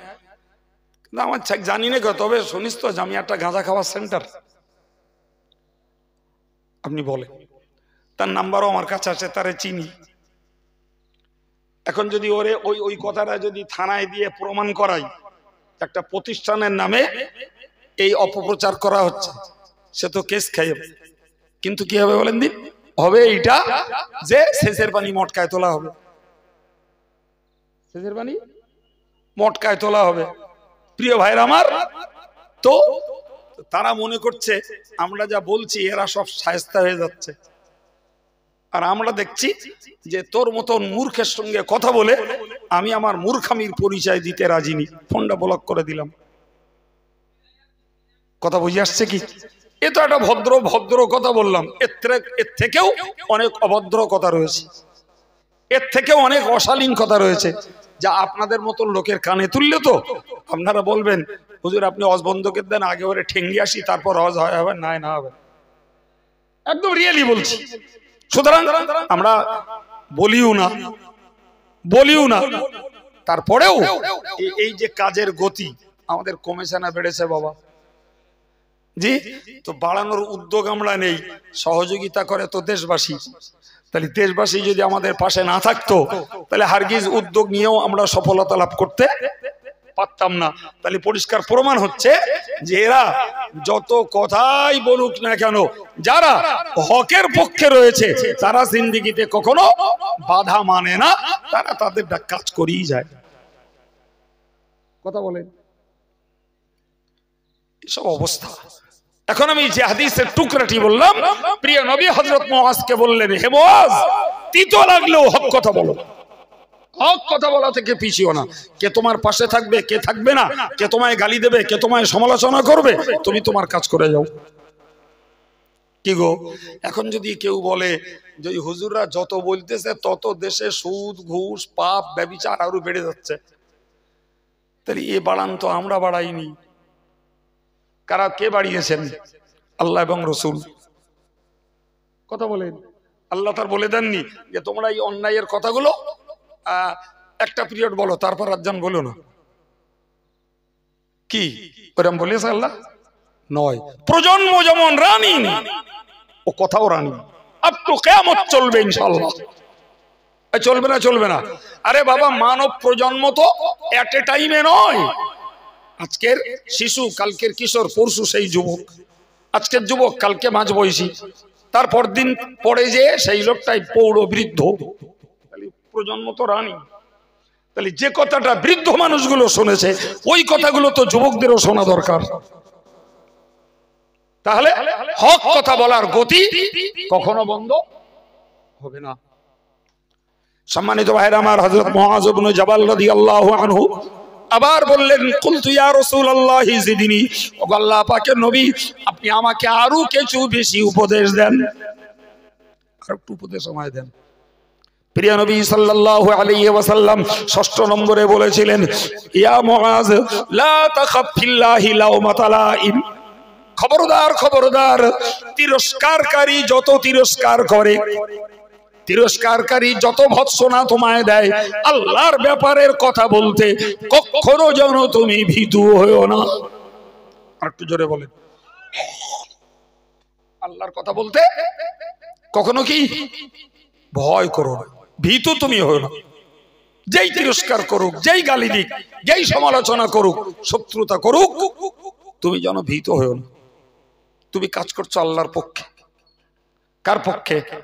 আচ্ছা বলেন তো, প্রিয় নবী সাল্লাল্লাহু আলাইহি সাল্লাম তার জীবনে কখনো দিন প্রচারে, ইসলামের দাওয়াত দিতে, কোরআন প্রচারে তিনি ভীত হয়ে পিছপা হয়েছেন এমন রেকর্ড আছে? নেই, এমন রেকর্ড নেই। ভাই, ইসলামের প্রত্যেকটা মহামনীষীদের ইতিহাস খুললে দেখতে পাওয়া যাবে বিরোধী সবার যুগে ছিল। ছিল না? আল্লাহু আকবার। যদি বিরোধী না থাকবে তাহলে আবু বকর সিদ্দিককে বিষ খাওয়ালো কারা? বিরোধী না থাকবে তো ওমরকে হত্যা করলো নামাজের অবস্থায় কারা? যদি বিরোধী না থাকবে হযরত ওসমানকে তার বাড়ি অবরোধ করে শহীদ করলো কারা? যদি বিরোধী না থাকবে হযরত আলী কাররামাল্লাহু ওয়াজহাহুকে নামাজের আহ্বান করতে করতে যাচ্ছিলেন, ওই পথে তাকে মার্ডার করলো কারা? শহীদ করলো কারা? হযরত ইমাম হাসানকে বিষ খাওয়ালো কারা? হযরত ইমাম হোসাইনকে কারবালায় চক্রান্ত করে মিথ্যা প্রোপাগান্ডা দিয়ে ডেকে নিয়ে নির্মমভাবে শহীদ করলো কারা? কথা বলেন। হযরত ইমাম আবু হানিফাকে জেল খাটালো কারা? ইমাম বুখারীকে তার বুখারার দেশ থেকে সমরকন্দে তাড়িয়ে দিল কারা? ইমাম আহমদ ইবনে হাম্বলকে পিছনে হাত বেঁধে চামড়া চাবুক মারলো কারা? কথা বুঝতে পারছেন না? প্রিয় ভাইরা আমার, তো ইসলামের মহা ব্যক্তিত্ব যারা, প্রত্যেকের লাইফ হিস্ট্রি খুললে দেখা যাবে তারা তাদের হক কাজের ডিউটি পালন করতেও পিছপা হয়নি, আবার বিরোধী শত্রুদের দ্বারা আক্রান্ত হতেও তাদের বাদ যায়নি। কি ঠিক না ভুল? একদম ঠিক, একদম ঠিক। কোনো অংশে এই জায়গার ভুলের কোনো জায়গা নেই। ভাই আমরা যদি দেখি ফুরফুরা পীর সাহেব কেবলার উপরেও কাফেরের ফতোয়া দিতে একদল কুণ্ঠিত বোধ হয়নি, চাপিয়ে দিয়েছে। কথা বুঝতে পারেননি? জি, কথাটা আমার তথ্য এক্ষুনি মনে নেই, তবে কথাটা আমি খুব প্রমাণ্য মানুষের কাছ থেকে শুনেছি, সম্ভবত আব্বাজির কাছ থেকেও শুনে থাকতে পারি। তার মানে তখন বাংলাদেশে প্রচুর পরিমাণে ফকরে মতের প্রভাব ছিল, আমাদের দেশেও ছিল। শুকরিয়া আল্লাহর, এরকম অজনসিয়ত করতে করতে করতে করতে অনেক কমেছে। তো এখনো বেশ কিছু জায়গায় বীজ আছে, আছে না? এখনো আছে। জি, তো বেশি ছিল বাংলাদেশে। তো দাদা হুজুর কেবলা যতবার বাংলাদেশে যেতেন, তখন তো আর বাংলাদেশ না, তখন পূর্ববঙ্গ, জি, যতবার যেতেন তিনি ফকরি মতের বিরুদ্ধে ওয়াজ করতেন। আরে দায়িত্ব তো ওটাই, মানুষকে তো এসছি হেদায়েতের বাণী শোনাতে। এরা গালি দেবে বলে, সমালোচনা করবে বলে, শত্রুতা করবে বলে আমি হেদায়েতের কথা বলা বন্ধ করে দেবো, তাহলে আল্লাহর কি জবাব দেবো? তো একটাবার উনি গেছেন, তো উনি উজু করছেন, আর এরকম সময় হুজুরের কিছু খাস ভক্ত লোক এসে বলল, হুজুর আপনি বারবার আসেন আর এই ফকরি মতের বিরুদ্ধে বলেন, আপনি চলে গেলে ওরা ভীষণ গালাগালি করে, আপনার ব্যাপক গাল দেয়। তো আপনার কাছে আমাদের দাবি, আপনি জানো ওদের বিরুদ্ধে আর কিছু বলবেন না। আশ্চর্য, দাদা হুজুর কেবলা উজু করতে করতে উঠে দাঁড়ালেন, অথবা উজু কমপ্লিট করে দাঁড়িয়ে বললেন, দেখো তোমরা আমার ভক্ত থাকতে হয় থাকবে, নইলে নাই থাকবে, তবে আবু বকর হক কথা বলা কোনোদিন বন্ধ করবে না। কারণ হাদিস শরীফে উল্লিখিত রয়েছে যে আসাকিতু আনিল হক্কি শয়তানুন আখরাস, যারা হক কথা বলা থেকে নীরবতা অবলম্বন করে এরা হলো গোগা শয়তান। তোমরা আমার ভক্ত থাকো থাকো না থাকো, আমি রাসূলের হাদিস অনুযায়ী বোবা শয়তান হতে পারবো না। জি, তো হযরত রাসূল করিম সাল্লাল্লাহু আলাইহি ওয়াসাল্লাম মুআজ ইবনে জাবালকে বললেন, হে মুআজ, তুমি আল্লাহর ব্যাপারে কোন তিরস্কারকারী তিরস্কার আর ভৎসনাকারীর ভৎসনাকে তুমি যেন ভয় পেও না।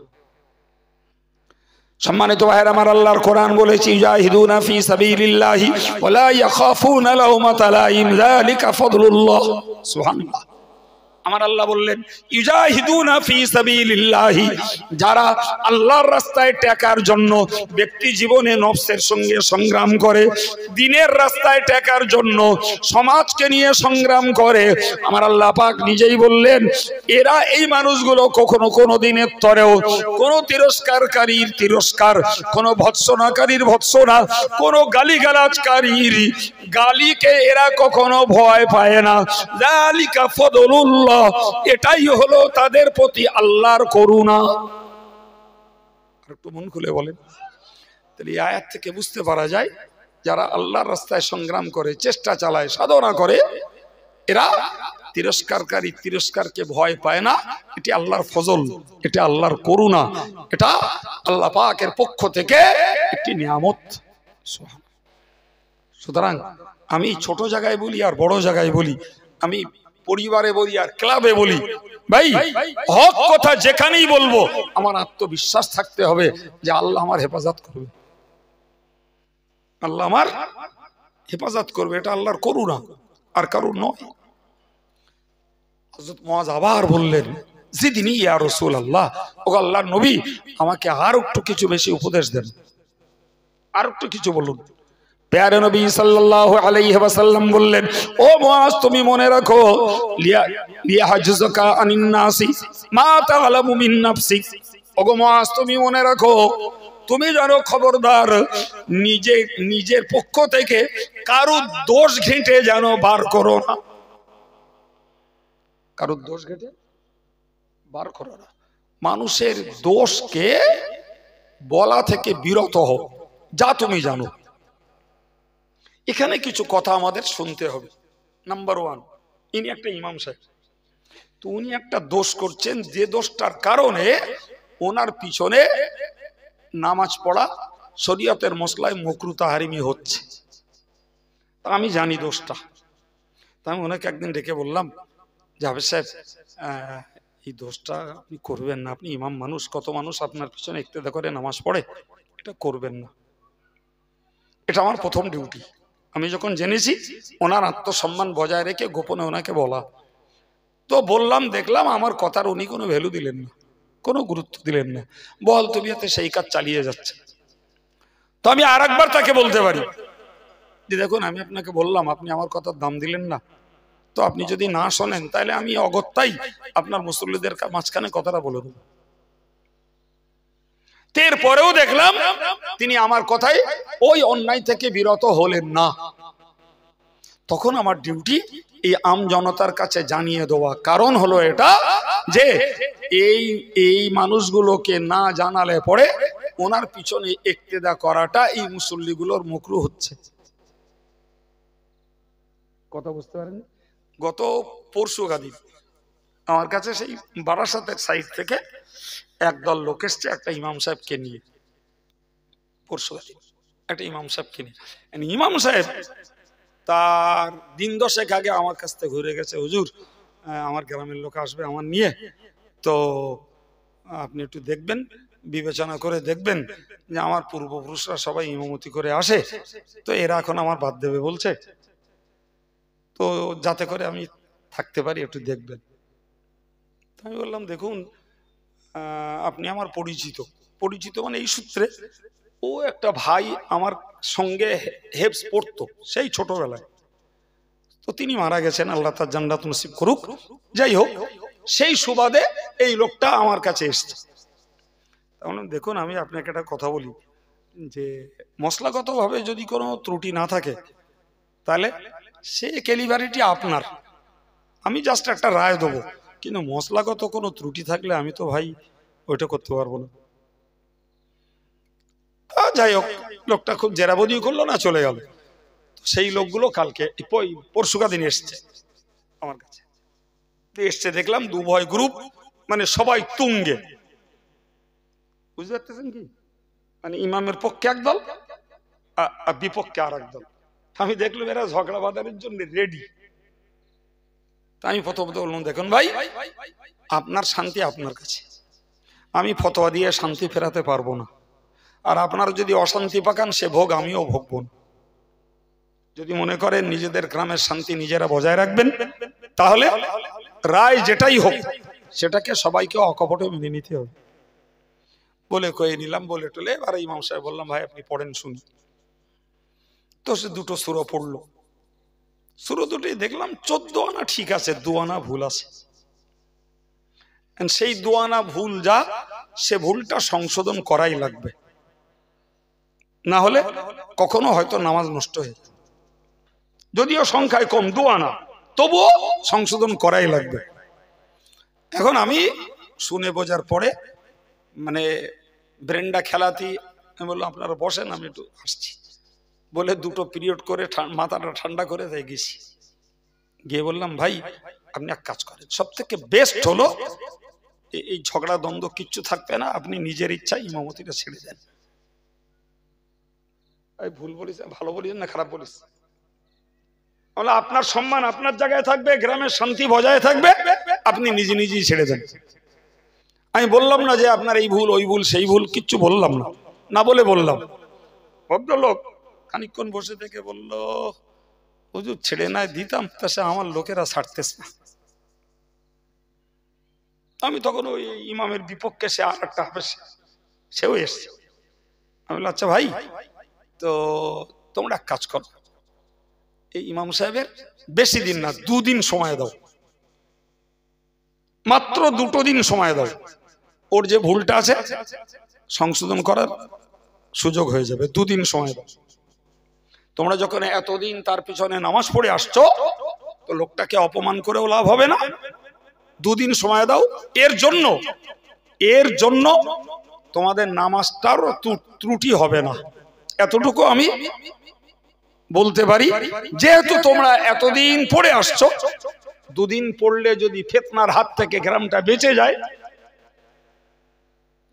সে কপাল পোড়া বলতেছে সময় অনেক দিছে আর দেবো না। আমি চাইলাম শান্তিটা বজায় থাক, কোন রকমই সে শুনবেও না।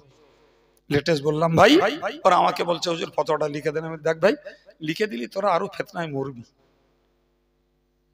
ফিতনায় আরো মরবি। তো গ্রামে যে সবাইকে বলে বুঝিয়ে দেখ, যদি দুদিন সময় দেয়, আমি অন্তত বলছি দুদিন দিলে ওই লোকটার ওই ভুলটা শুধরে যাবে। ওদেরও ধৈর্য নেই, আর এই যারা ইমামের পক্ষে কাজ করছে এরাও মেনে নিচ্ছে না। আপনি বলেন এর থেকেও শান্তিপূর্ণ আর কি সমাধান দিতে পারি? শেষ পর্যন্ত বললাম ভাই আপনারা চলে যান, যে নিজেরা কিছু বুদ্ধিজীবী মানুষ বসুন, গ্রামটাও বাঁচুক, আর হয় ইমাম যাক, গ্রাম শান্তির থাক, আর নাই সুযোগ দেন শুধরে নিক, গ্রাম শান্তিতে। মুসল্লিরা বলছে, বলে হুজুর ওই ইমাম রাখবে বলছে, তো আমরা ইমামের কোনো বেতন দেই না। সর্বনাশ করিয়া আপনাকে বলতে কি ভাই, একদম বাস্তব বলছি। আমাদের এই আশপাশের কোন এক গ্রামের ইমাম, সে এখন আর ইমামতি করে না। জুমার দিনে খুতবা পড়িয়েছে, তা 37টা ভুল হয়েছে। কত ভুল হয়ে? 37টা, একদম অরিজিনাল সত্যি ভুল। সেই ভুল এনে আমার কাছে দিয়েছে। আমি ইমামটা ডেকেছি, ডেকে বললাম ভাই সত্যিই তো তোমার খুতবা পড়া ভুল, তো তুমি করছো কেন? তা সে এক গাল হেসে বললে হুজুর মাসে 600 টাকা মাইনে দেয়, তা কত ঠিক পড়বো? আমি শুনে স্তম্ভিত হয়ে গেলাম। মানে কি বললে? তোমার 600 টাকা মাইনে দেয়? কি সর্বনাশ বলুন দি।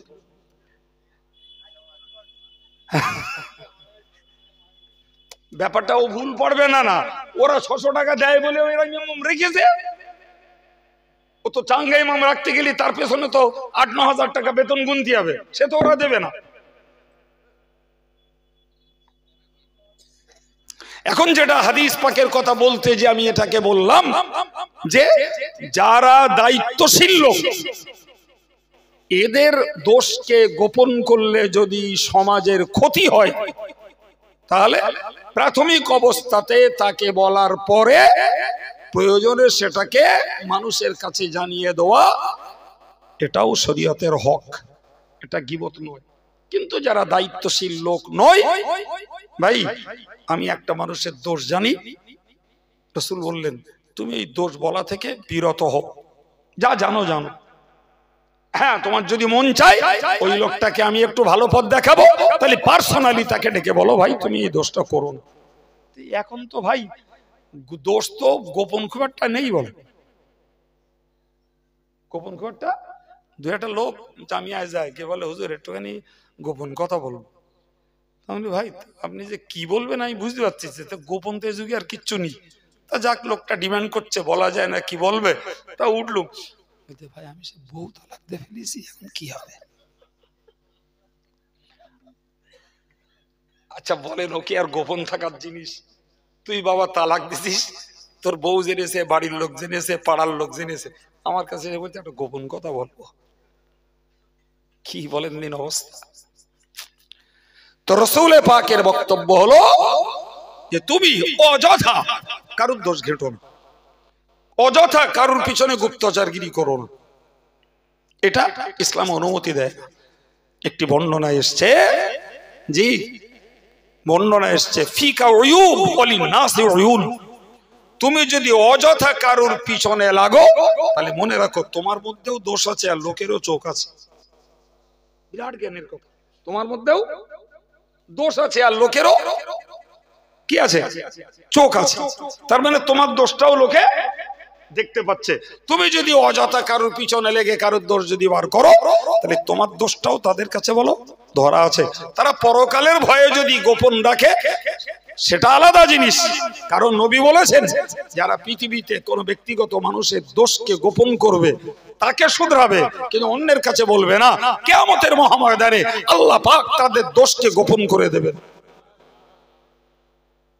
প্রিয় ভাই, এখন যদি দোষ কারো শোধরাতে গেলে না শোধরায়, আবার যে সে যদি হয় সামাজিক লোক, সে নেতৃস্থানীয় লোক, ছোট হোক আর বড় হোক, তখন তো অগত্যাই সে দোষকে বাস্ট আউট করতেই হয়, নাহলে মানুষকে ঠকানো হবে। সম্মানিত ভাইরা আমার, আমি হযরত মুআয ইবনে জাবাল রাদিয়াল্লাহু আনহুর কথা, যা তিনি নিজ ইচ্ছায় নবীর কাছ থেকে উপদেশমূলক কথা শুনতে চেয়েছিলেন, প্রিয় নবী এক এক করে সাতটা উপদেশের কথা হযরত মুআয ইবনে জাবালকে বলেছেন। আমি আপনাদের কাছে ওই হাদিসের কথা তুলেছি, গোড়ায় আমি আলোচনা শুরু করেছিলাম, নবী তুমি উপদেশ দাও, তুমি কেবলমাত্র উপদেশদাতা। নবীর কাছ থেকে হযরত মুআয ইবনে জাবাল উপদেশ নিতে চাইলেন, তিনি অত্যন্ত কার্যকর সাতটা উপদেশ তিনি দিলেন। সাতটা উপদেশ তিনি দিলেন। হযরত মুআয ইবনে জাবাল রাদিয়াল্লাহু আনহু অত্যন্ত সন্তুষ্ট হয়ে গেলেন। অন্য হাদিস শরীফে এসেছে হযরত মুআয ইবনে জাবালকে রাসূল এই উপদেশ দিয়েছিলেন, এই হাদিসে নাই, অন্য হাদিসে, লা তুশরিক বিল্লাহি, ওগো মুআয তোমার জন্য আমার উপদেশ, খবরদার তুমি জানো কখনো আল্লাহর সঙ্গে কোনো অবস্থাতেই শিরক করে বসো না। বিনিময়ে যদি তোমাকে হত্যা করে অথবা যদি তোমাকে তারা আগুনে পুড়িয়েও মারে, শুকরিয়া আল্লাহর দরবারে লাখো শুকরিয়া, যে শুকরিয়ার শেষ নাই। ভাই আলহামদুলিল্লাহ, আমরা এমন সময় আর এমন এলাকাতে বাস করি, আল্লাহ শুকরিয়া যে আমাদের দ্বারাতে কেউ জবরদস্তিমূলক শিরক করানোর সুযোগ পায় না। আলহামদুলিল্লাহ বলেন, ঠিক বলছি না ভুল বলছি? ঠিক বলছি না ভাই? এটা আল্লাহর লাখো শুকরিয়া। জি, কিন্তু যদি আমরা ওই অত্যাচারী দৌরত্বদের কবলে খোদা না করুন কখনো যদি পড়ে যেতাম, হয়তো আমরাও আমাদের এই ঈমানি স্থিরতার উপরে দাঁড়িয়ে থাকতে পারতাম না।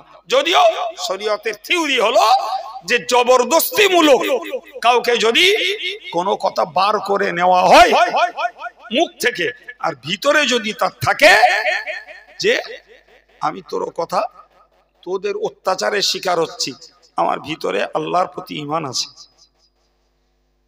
তো শরীয়তের মসলা হলো সে বেঈমান হবে না। সুবহানাল্লাহ।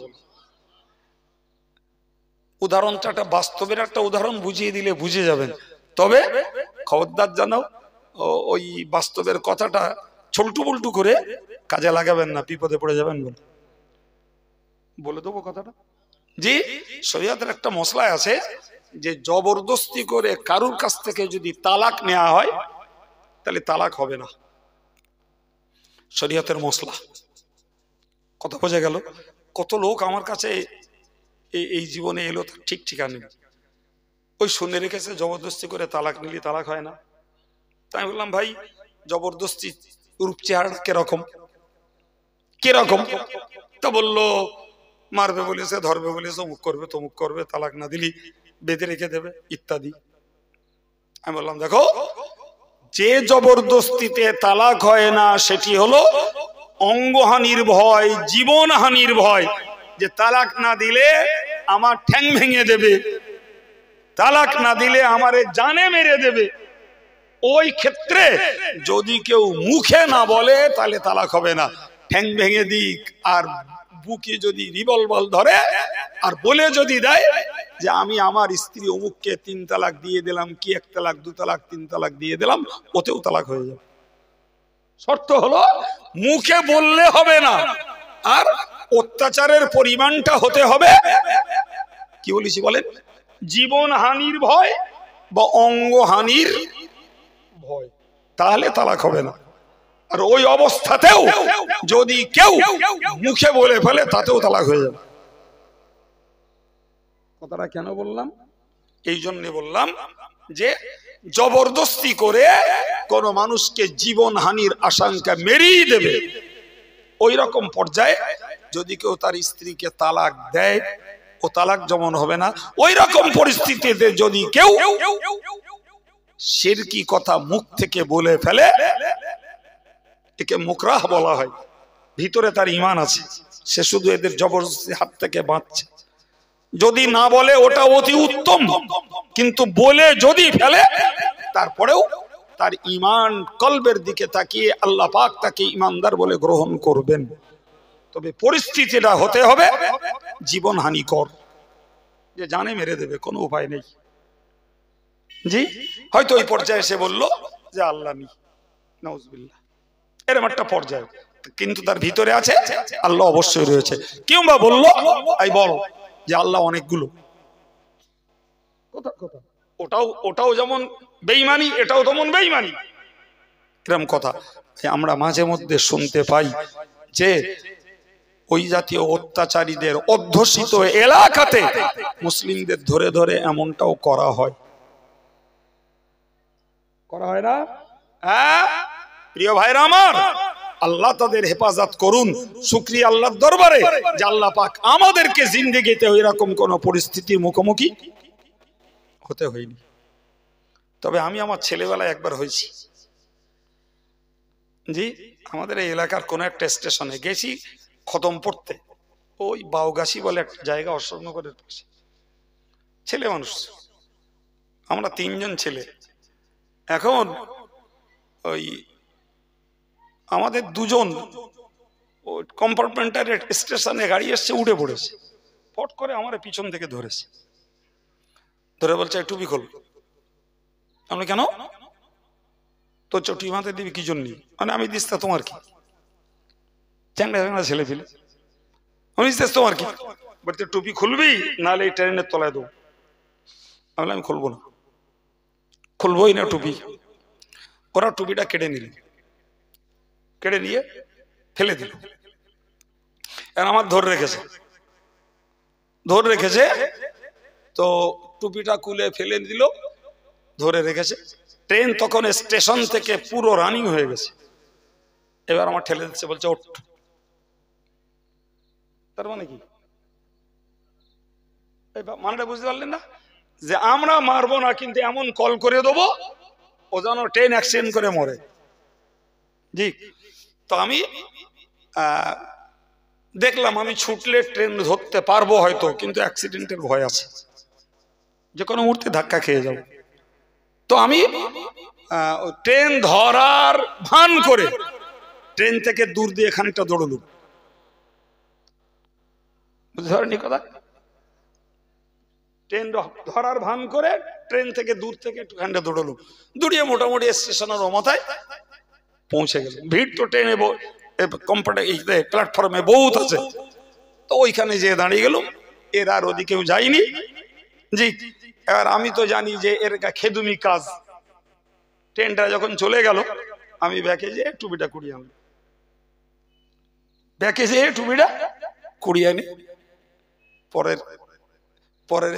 পরের ট্রেন এলো, উঠে চলে গেল। জি, তো আমার বক্তব্য হলো এটা, খোদা না করুন ওই মুহূর্তে যদি ওরা আমাকে দিয়ে অন্য কিছু বলাতো, আমি ছেলে মানুষ, জ্ঞান বুঝ তখন হয়নি, তখন হাফিজি পড়ি। জি, তো ছাত্র জীবন, খোদা না করুক হয়তো যদি কিছু বলে ফেলতুম, কথার কথা। তো ওদের পক্ষে তো সব রকমই একাকি পেয়ে সম্ভব, সেখানে তো আমার বলে কথা বলার কেউ নেই। কথা বুঝতে পারছেন? তো আমি এই জন্যই মশলাটাকে আপনাদেরকে জানালাম, যে হাদিস পাক আলোচনা করতে যে শিরক করোনা যদিও হত্যা করে, যদিও পুড়িয়ে ফেলে, আরবি পরিভাষায় এটাকে বলা হয় আজিমাত। আজিমাত মানে হলো এটাই আসল কাজ, এটাই মূল দায়িত্ব, যে তোমাকে মারুক আর পড়ুক তুমি শিরক করো না। আর যদি জানহানির ভয় থাকে, আর তুমি যদি অন্তরে আল্লাহর প্রতি বিশ্বাস রেখে দিয়ে মুখে যদি কিছু বলে ফেলো, রুখসাত, তার মানে সাবসিডি আছে, তার মানে সাবসিডি আছে, যে তোমার মুখ একরকম বললেও কলবে তোমার ঈমান রয়েছে, আল্লাহর কাছে ওটাই গ্রহণযোগ্য হবে। তবে পরিস্থিতিটা অবশ্যই আল্লাহর কাছে প্রমাণ হতে হবে যে পরিস্থিতি সত্যকারের জীবনহানির পরিস্থিতি। আল্লাহ বোঝার তৌফিক দেন, বলুন আমিন। আর একটু জোরে বলেন আল্লাহুম্মা আমিন। সম্মানিত ভাইরা আমার, তো আমি যে কথা বলতে বলতে এই জায়গায় এসেছি যে রাসূল করিম সাল্লাল্লাহু আলাইহি ওয়াসাল্লামের দায়িত্ব ছিল মানুষকে উপদেশ দেওয়া।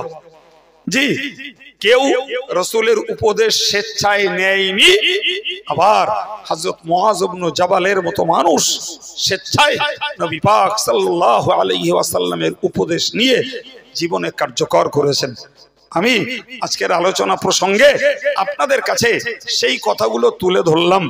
জি, এই যে মানুষগুলো বসে আছেন আলহামদুলিল্লাহ, যতটুকু আমার অভিজ্ঞতায় কোরআনের প্রতি হাদিসের প্রতি আপনাদের যেমন মহব্বত রয়েছে, আলেম ওলামাদের প্রতিও তেমন আপনাদের মহব্বত রয়েছে, এবং এই কথাগুলো আমল করার মতো মনোযোগ আলহামদুলিল্লাহ এখানকার শ্রোতাদের, বহু শ্রোতাদের রয়েছে। না ভুল বললুম নাকি? আল্লাহ কবুল করেন, আল্লাহ কায়েম রাখেন, বলুন আমিন। জি, আল্লাহ পাক আমাদেরকে এই নসিহত গুলোকে কার্যকর করার তৌফিক দেন। এর মধ্যে আমার বিশ্বাসে আমরা সবগুলোই কাজে লাগাতে পারি। একটা জায়গায় আমাদের দুর্বলতা, সেটা হলো আমরা কোরআনটা পড়া শিখিনি অনেকে, ওইটাই আমাদের ঘাটতি বেশি। ভুল বললুম না ঠিক বললুম? ঠিক বলেছে। জিকিরও করতে পারি, জিকিরও করতে পারি, আল্লাহর ভয়ও করতে পারি, জি, সেই সঙ্গে হাসিও কম করতে পারি, আমরা নীরবতাও অবলম্বন করতে পারি, হক কথাও বলতে পারি, আল্লাহর জন্য আমরা কারুর ভয়ও পাই না, আমরা মানুষের দোষও গোপন করতে পারি আলহামদুলিল্লাহ। জি, কিন্তু এই কোরআন শেখাটা যেহেতু অনেকের নেই, তাই কোরআন পড়ে আমি আসমান আর জমিনে আমার জন্য নূর পয়দা করব, এবং আসমানের ফেরেশতা মহলে আমার কথা আলোচিত হবে, আর জমিনে আমার জন্য কোরআন আর জিকির নূর হিসাবে কাজে লাগবে। এই জায়গাটায় আমাদের অনেক ভাইদের ঘাটতি থাকতে পারে। জি, একটু যদি আমরা অন্তত একদিক ঘাটতি আর একটা দিক যদি পুরো করতাম, যে কোরআন না পড়তে পারি, জিকিরটা যখন করতে পারি, তখন তো এইটা একটু বেশি করি নাকি? আমার দাবিটা খুব অন্যায় হচ্ছে? বলেন বলেন। কোরআনটা নাই আমরা পড়তে পারি না, কিন্তু জিকিরটা তো করতে পারি, তো ওইটাও যদি একটু বেশি করি, তাও তো হাদিসের ফজিলত আমরা লাভ করতে পারবো। আল্লাহ আমাদের মনোযোগ দেন, সকলেই বলেন আমিন। আমি বিদায় নিচ্ছি। স্নেহভাজন মৌলানা সাহেব এসছেন, তার সলিলিত চড়া কণ্ঠের আলোচনা আপনারা শুনতে থাকুন। পরিশেষে বলবো যে জামিয়ার ইসালে সাহেবের দাওয়াত তো বটেই, এবং ইসাল সাহেবের কাজ শুরু হয়েছে, তথা বিল কুপন ছাড়া শুরু করেছি। জি, তো 10 টাকার 20 টাকার সেই কুপন বা বিল 25 করে পাতা, রাজবাড়িয়ার লোকেদের নতুন করে বলার কোনো জায়গা নেই। তো যদি আমার এখানকার ভাইরা কেউ মনে করেন যে বিল কুপনটা নিয়ে রাখবো, তাহলে গাড়িতে আসে, সেখানে ছাত্র আছে, ড্রাইভার সাহেব আছে, বিল কুপনটা নিয়ে রাখতে পারেন। ভাই সময় 2 মাস বাকি থাক, কিন্তু আমার একটু বোঝাটা কমে আর কি। আমি নতুন করে আবার কখন কার কাছে পৌঁছাবো, এই প্রোগ্রামের ভিতর দিয়ে মানুষের কাছে প্রচার রাখলাম, ছেলেরা যুবকেরা কেউ কেউ নিয়ে রাখলো, সে কালেকশন মাঘ মাস পরে করুক, ইসাল সাহেবে জমা দিলেই আলহামদুলিল্লাহ যথেষ্ট হবে। জি, আর জামিয়ার জমির ব্যাপারে যদিও টাকার কিছু ঘাটতি আছে, আজকে আমরা মিটিংয়ে বসেছিলাম, তবুও যে কোনোভাবেই জমি লেখার জন্য আমরা তৈরি হয়েছি। তবে জমিওয়ালা ঘরে ছিলেন না, তিনি ইন্দোনেশিয়ায় ছিলেন, ফিরেছেন। দোয়া করেন যত দ্রুত ওই বোঝাটা ধার দেনা করে কিছু হলেও মাথা থেকে নামাতে পারবো, তত সুন্দর ইসাল সাহেবের খেদমতটা আবার এক মনে দিতে পারবো। ওটা একটা বড় বোঝা চেপে আছে ঘরে, ঠিক কিনা বলেন? জি, একটু দোয়া রাখেন। আসসালামু আলাইকুম। দুরূদ শরীফ। আল্লাহুম্মা